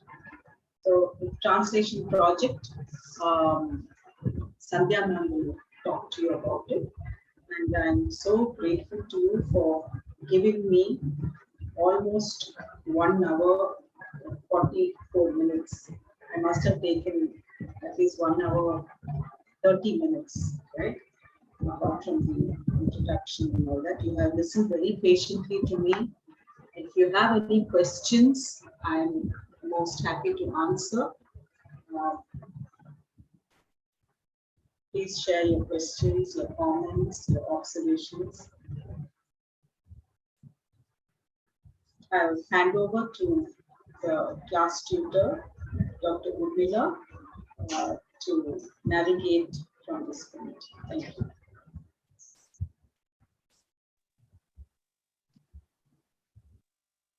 Thank you, Preethi, for that wonderful presentation. It was so enriching, exhaustive, and enlightening. And you actually took us through kind of a trajectory, a kind of a travel through literature across time and space, and with very colorful PPTs and colorful words, but they meant a lot actually. And I really wonder how a person could carry so much that she knew. So I remember Goldsmith's words about his village schoolmaster, how a small head could carry so much he knew. So that was wonderful, Preethi. Like she not only just spoke about the texts and the papers, but she was able to give a kind of interpretation and also justify the relevance of the texts which are carefully chosen for the syllabus. So which definitely would have given a kind of orientation to the syllabus with a very good overview of the entire curriculum. And I'm sure the students would have got a very fair idea about the entire syllabus by now. And she also spoke about the lifeline, okay, literature for life. So what I understand from the different papers, it's more of categorizing. So literature is born out of experience, and we have several interpretations, and we try to approach each experience from a particular point of view. Like we have point of view when we study fiction. So similarly, literature is born out of experience. That is why we have unity in diversity. And that is how we are able to relate one writer to the other. We are able to compare them. We can see the differences, and we can also look for similarities. And it finally leads to a better understanding of the experience itself. And that is how she brought out the relevance of the whole thing. And I'm sure Dr. Preethi would have been totally exhausted by the time she completed this 1.5 hour presentation. She has taken so much of trouble. I told you that she wants to be professional about anything that she does, and she also expects everyone to do that, and which does a lot of good. We have a sense of satisfaction, a sense of achievement finally, when we are able to approach anything professionally. So that's what I liked most about this presentation. And we specialize in some subjects, some papers we keep handling again and again, and we may know a little more about it. That's all. but Dr. Preethi was able to speak on any subject, on any paper for all the spread over all the 4 semesters, be it motivational writing or cultural studies or gender studies or women's writing, call it anything, and she said it all. So that is a kind of reading that she has had. So that is what actually should motivate all of us, even the teachers, leave alone the students. So that way we are very privileged to have had this session to begin with as part of this orientation program. And now that Dr. Preethi was able to speak about the theory part of it, we do have a practical, we need a practical orientation also. We need to have something practical, like other science subjects. They have theory and practicals, where we may not have such a thing. So instead, whatever theory that we are studying, we want to put it into practice. So it should go together. So that's why we have introduced a project called Translation Project, which is based on the translation studies. And we used to have a theoretical orientation towards this also. We tried that, we experimented, and we have gone back to translation project because it may mean more of original production, creative production. And now may I request Dr. Sandhya, who has been handling translation studies paper, and she has also been guiding students in translation project. So she is going to engage you for the next 15 to 20 minutes, trying to tell you how to go about the entire translation project. So Sandhya, would you like to? Urmila, I have a video which I forgot to play. We'll play it after Sandhya's presentation. Let Sandhya. Yes, sure. Yeah. Yes. Yeah. We'll conclude our session with that video which Nancy. Video presentation. Okay, Yeah. thank you. Thank you. Sandhya can take over. Okay, Urmila, I will take over.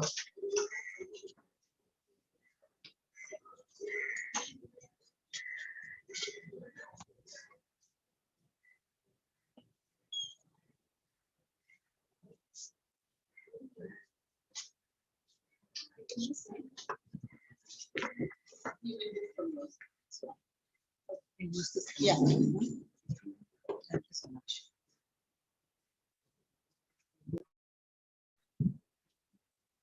Can I sit in the same room? I will sit here. Yeah, I'll sit. You relax, Preethi.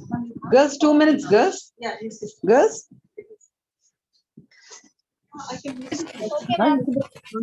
Yes, Just a minute, girls. Sit, yeah, Preethi. no problem, Sandhya. 2 minutes. You make yourself comfortable, Preethi. Kavita, you take whatever you want.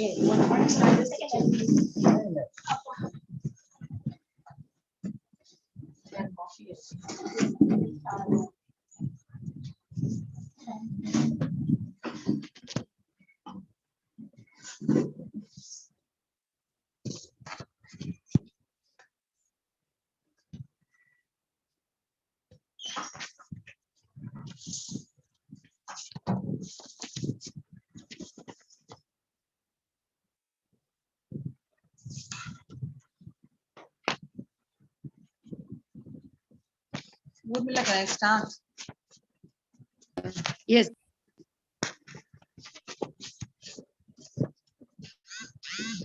Good morning, girls. I am Mrs. Sandhya. Good morning, ma'am. Good morning. Good morning. Good morning to all.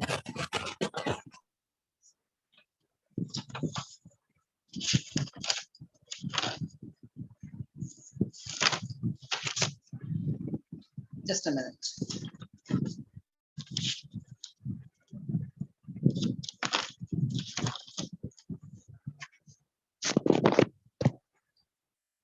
I would first of all like to thank Dr. Preethi Srinivasan for giving me this opportunity to speak to you all.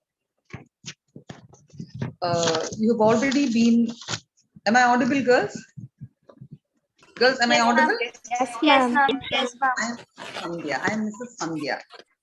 You have already been welcomed by Vinita ma'am. You have been introduced to the MA program by Urmila ma'am, and you have been given an informative, interesting overview by our HOD ma'am, Dr. Maria Preethi Srinivasan. I will be introducing you to two papers that you will be learning in your 4th semester. Okay, girls? Okay, ma'am. The translation studies paper carrying 100 marks, and the translation project paper also carrying 100 marks. Two papers. Now, all of you must be familiar with the term translation, isn't it? Translation is the communication of meaning from one language to another language, to put it in simple terms. So you're translating from the source language text to the target language text. The text to be translated is the source language text. The language into which you're going to translate is the target language. The main objective of translation is to transfer the message and original tone of the source language text to the target language, taking into consideration the regional and cultural differences. Actually, girls, translation is as old as human civilization. Since the dawn of civilization, we human beings have been using language to translate our thoughts and ideas. In this sense, we translate every day, isn't it? Some scholars define translation as an art or craft, while others call it a science. It is called as an art because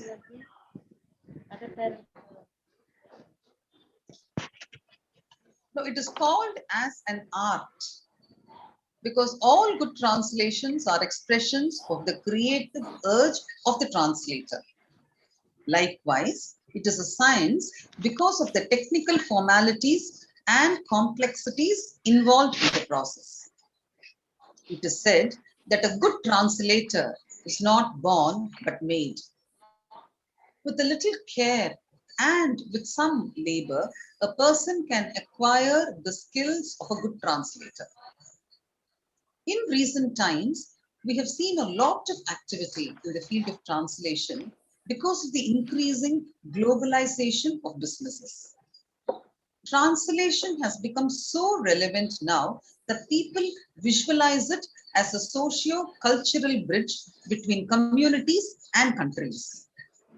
People now feel the importance of interacting and remaining connected with the people of other socio-cultural communities, both in their respective countries as well as countries across the world.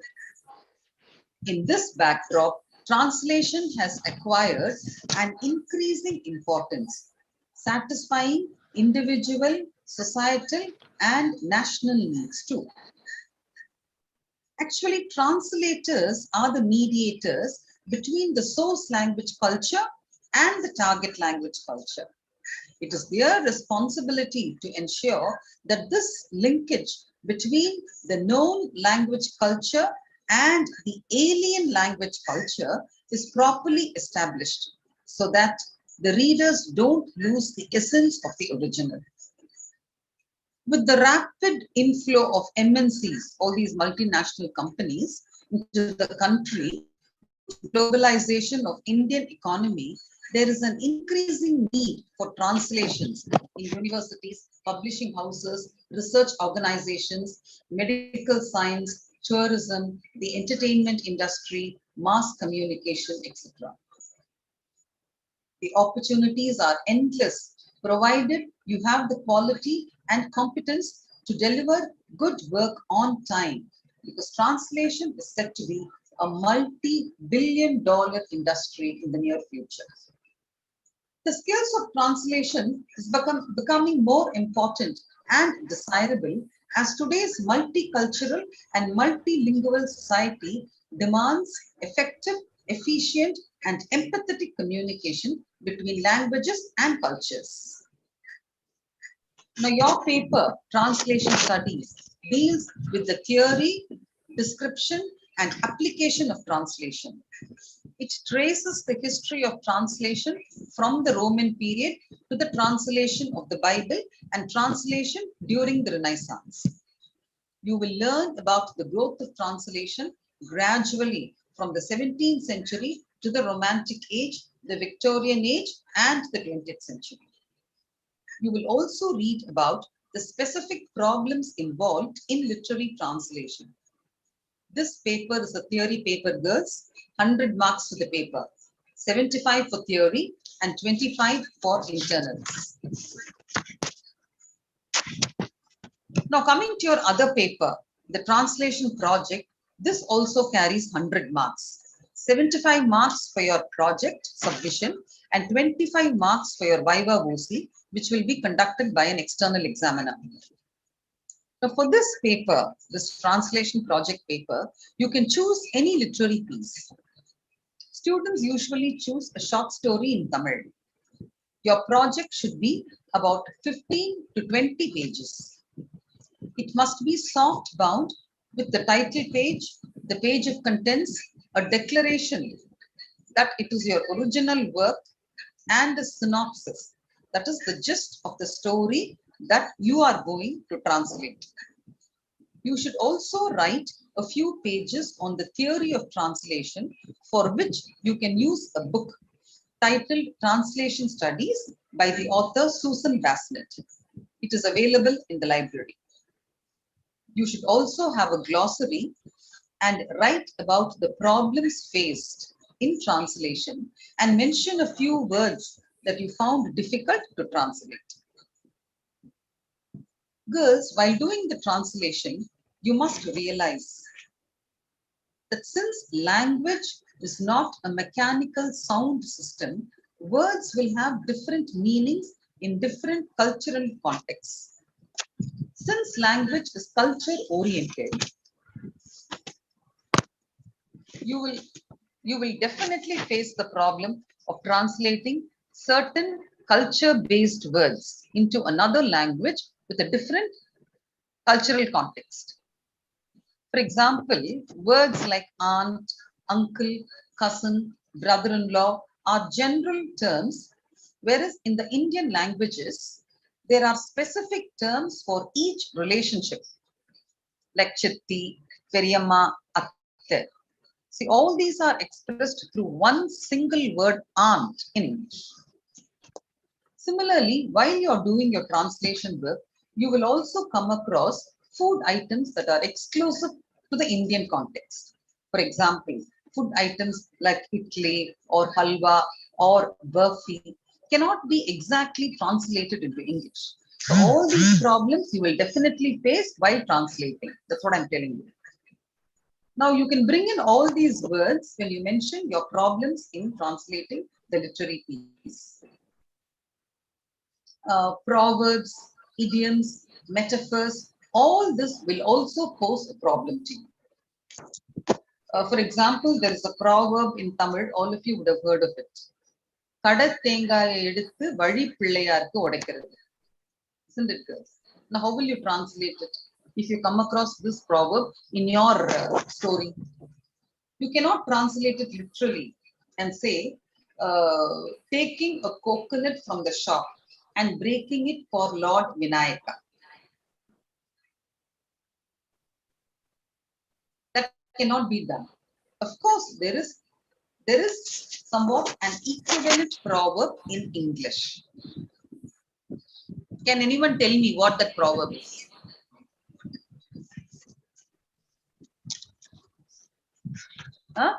Kadathengaye eduthu vali pillaiyarku odaikirathu. Something similar to this we have in English. Rob Peter to pay Paul. Okay. So all these problems you will come across while translating your story.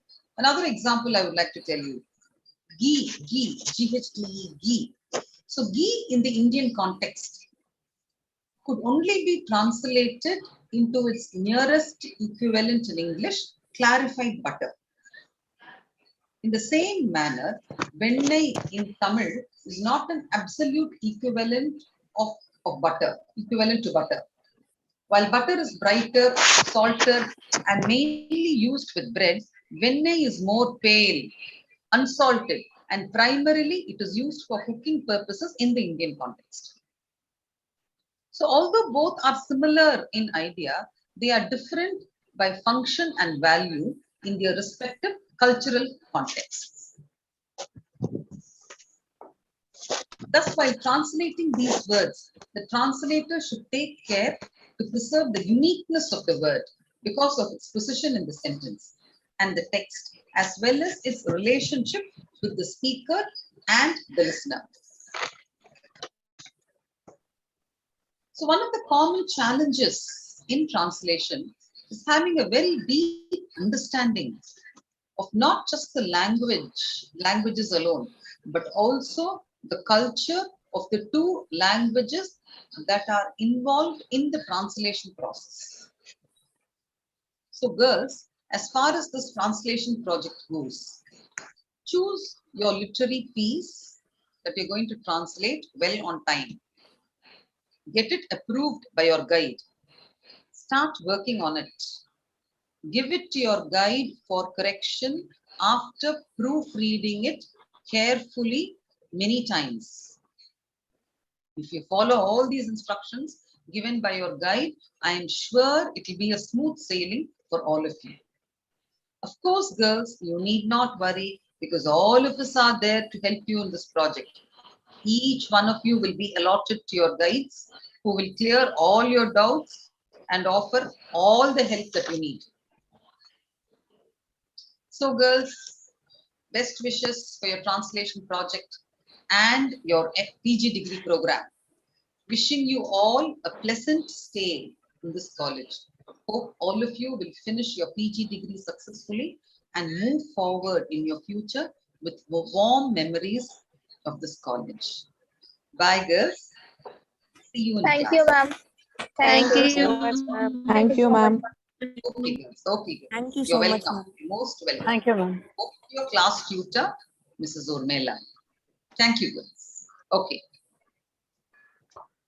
Thank you, Dr. Sandhya, for the wonderful, input session on translation paper, some of the principles of translation, and also the problems of translation with very interesting examples. We have come across lots of such expressions where we ourselves found it very difficult to help the students translate them into a proper context. We used to find that difficult. It was a very challenging job indeed, and a pleasurable job too for both the students and the staff. So any theory should be converted into practice. So we have this translation project as a kind of a practical thing. And one more idea I would like to add on to whatever Sandhya ma'am said. We do have a Viva OC based on the project translation by an external examiner. So that also carries about 25 marks or so. And one more thing which I like about Dr. Sandhya's presentation is she spoke about translation of not only literary works, okay, like emphasizing its importance, shedding light on the different aspects of translation and how to go about it. She also brought out a very important aspect to it, because nowadays there are plenty of job opportunities for students and they can take up the job of a translator, and especially with multinational companies, be it pharma industry or even tourism or any industry for that matter across the globe. There is a lot of demand for translators, which calls for proficiency at least in 2 languages. I remember some of the French teachers, quitting their job of teaching and taking to the job of translators. They just be at home and then do the job of a translator. They should be proficient in both English and French language. So it's a very challenging job for the students. They can take up a career in that. And plenty of other opportunities are there for students of literature as content writers. So nowadays, even that is picking up. So literature is not just for becoming teachers alone. That's a very noble profession, no doubt about it. But for those who have got a different kind of a leaning, there are plenty of opportunities open in the market, in the society. So people can take it up, okay, if they want to branch out. So that way our curriculum is designed to include translation, which will pave way for a good career as a translator. So thanks a lot, Sandhya, for pointing that out. I myself did not realize it these days. So that was a wonderful kind of an orientation which we had for literature, and also both the theory and practice, well balanced. Okay, and I would like Thank to you. request Dr. Preethi to play the video, which we don't want to miss out. So we still have the energy. Yes, radiated. the video that represents the feelings that we have as teachers. The video, the song is titled "Teach Your Children Well." Okay. So I request Nancy to play this song, which expresses our feelings for our students, that we need to teach them well, and we will need to shape a generation which has been entrusted to us. That these are the feelings that we have. Nancy, please play the video.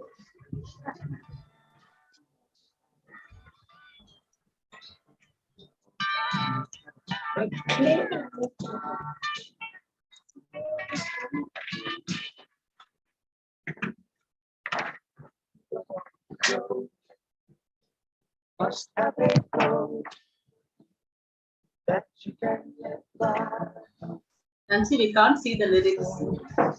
Open the screen. Because the past is just a goodbye.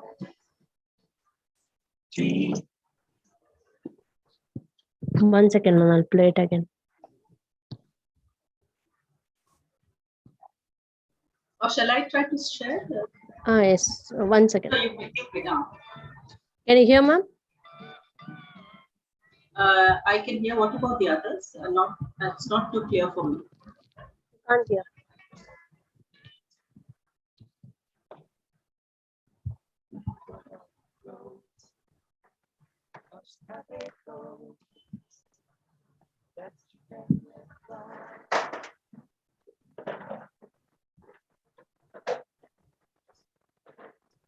Students, can you hear it?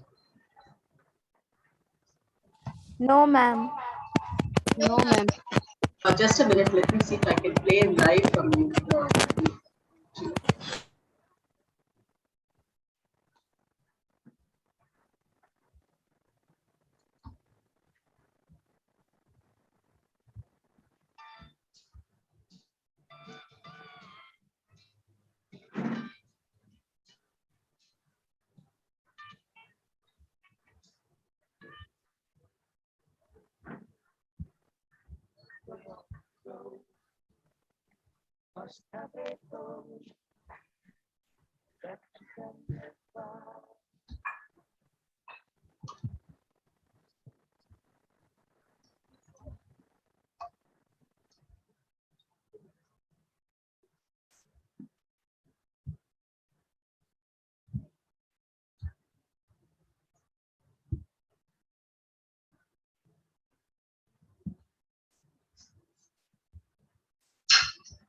Just a minute, Nancy. I'll try to share.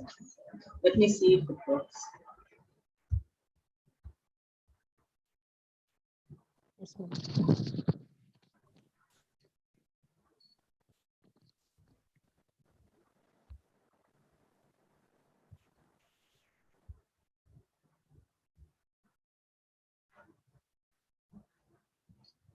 Can you hear? Yes, Preethi. Huh? No, the video is showing up, but not the audio. Now? Not the audio, Preethi. The video is showing up. Oh, There's some technical issue probably. Okay, audio is not coming. Is it? Yes, Preethi, there's no audio. Okay, Nancy can share then.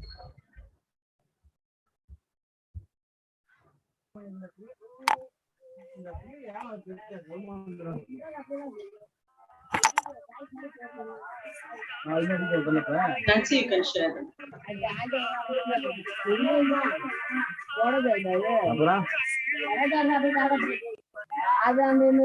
Nancy,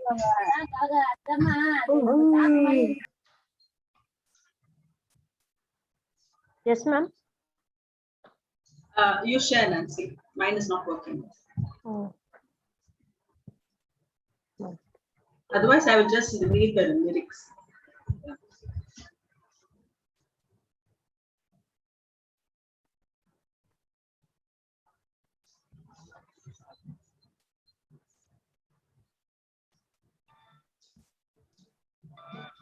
Open the video. Open the video.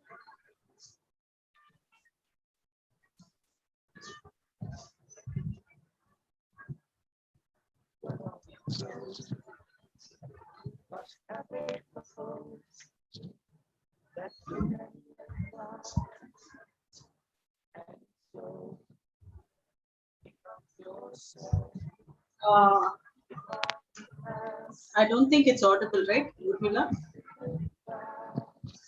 Urmila, is it audible? No, no, no. Okay, I think we'll not play it. I'll just read the lyrics of the song. Okay, ma'am. Stop it here. Okay. Yeah.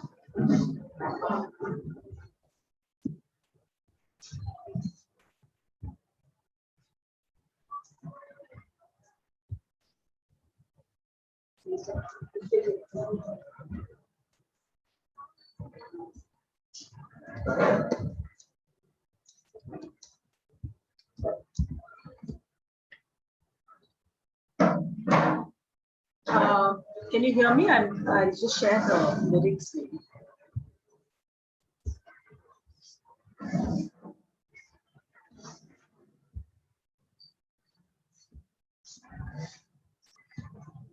Can you see this? No? Yes. Yes, ma'am.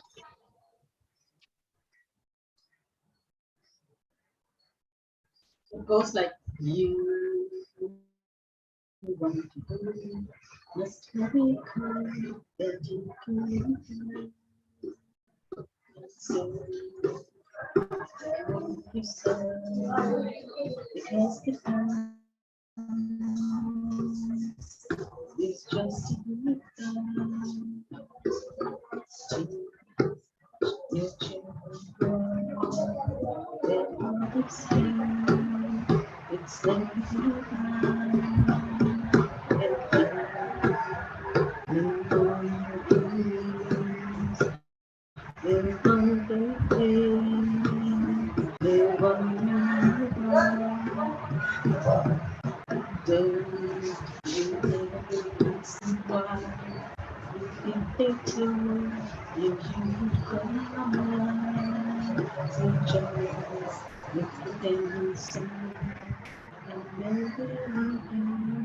I don't know the tune exactly, so I do remember the first part. This after this, I'm a bit off key. So the poem says, "Teach your children well," and then it says, "And you can hear of tender years, and do you care? Can't they know the fears? And can you see that your elders grew by? We must be free. And so please help to teach your children. Teach them with your youth, what you believe. They seek the truth before they can die. And teach your parents well. Their children's health will slowly go by. And feed them on your dreams, the one they pick, the one you know by. Don't you ever ask them why? If they told you, you would cry. So look at just them inside and know they love you. So we believe that we are raising up generations. You will become parents and you will teach your children. So teach the children well is what we believe in, and we'd like to sign off with this. Thank you for being with us.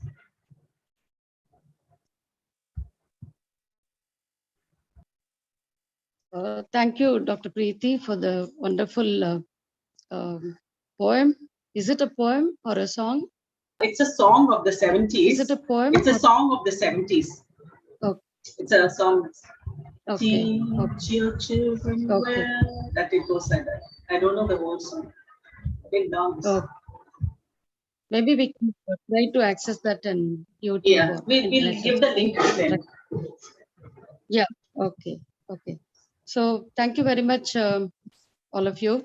And just like we had a wonderful beginning, we have come to a wonderful close too. So very fitting kind of a finale to today's program. And it is customary that we wind up with a vote of thanks, for which I would like to call upon Bhavana Suresh, one of the students of first MA class.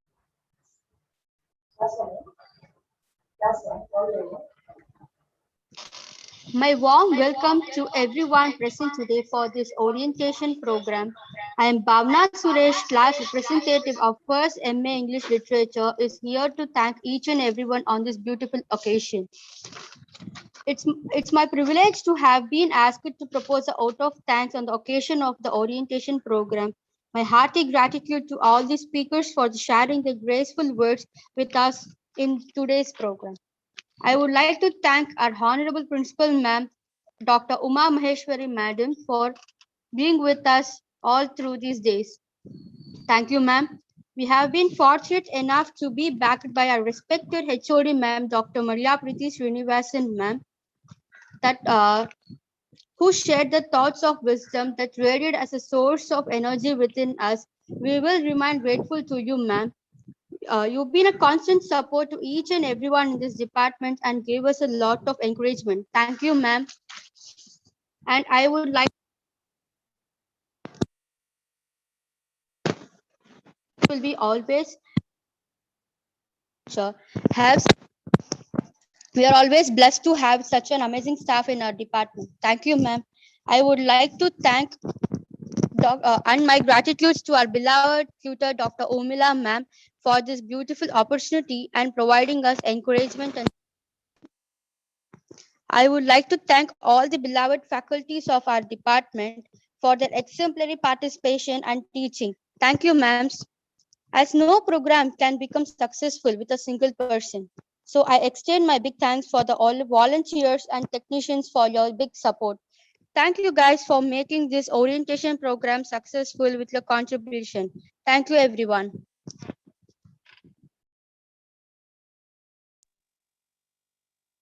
Thank you, Bhavna, for the wonderful words which have come from the heart. Okay, even though it's customary, it should come from the heart. So we had a wonderful day today, and we are going to have a very good beginning with, the classes which are supposed to begin from Monday in full swing. And tomorrow also we have the continuation of the orientation program with a different kind of a thrust. So the thrust areas have been already spoken to you. Have already been communicated to you by Dr. Preethi ma'am. We are going to have a gentle kind of session by Mrs. Angeline Fernando on literature for life, and followed by the demands of the students with regard to preparation for UGC NET examinations, and also followed by the last session on thesis writing, which would in turn help them write their assignments in a very effective manner. So we are very eagerly looking forward to tomorrow's program.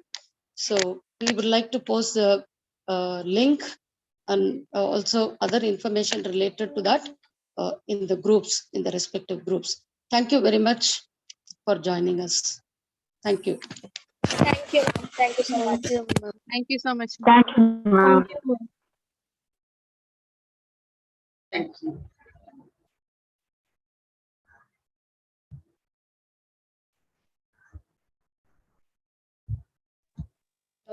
Preethi, shall we call it a day? Yes, I'm just trying to copy the live streaming link so you can sign up. All of you can sign out. I'll just look at the technical part. Okay. Okay. Thank you, Yeah. Preethi. Thank you.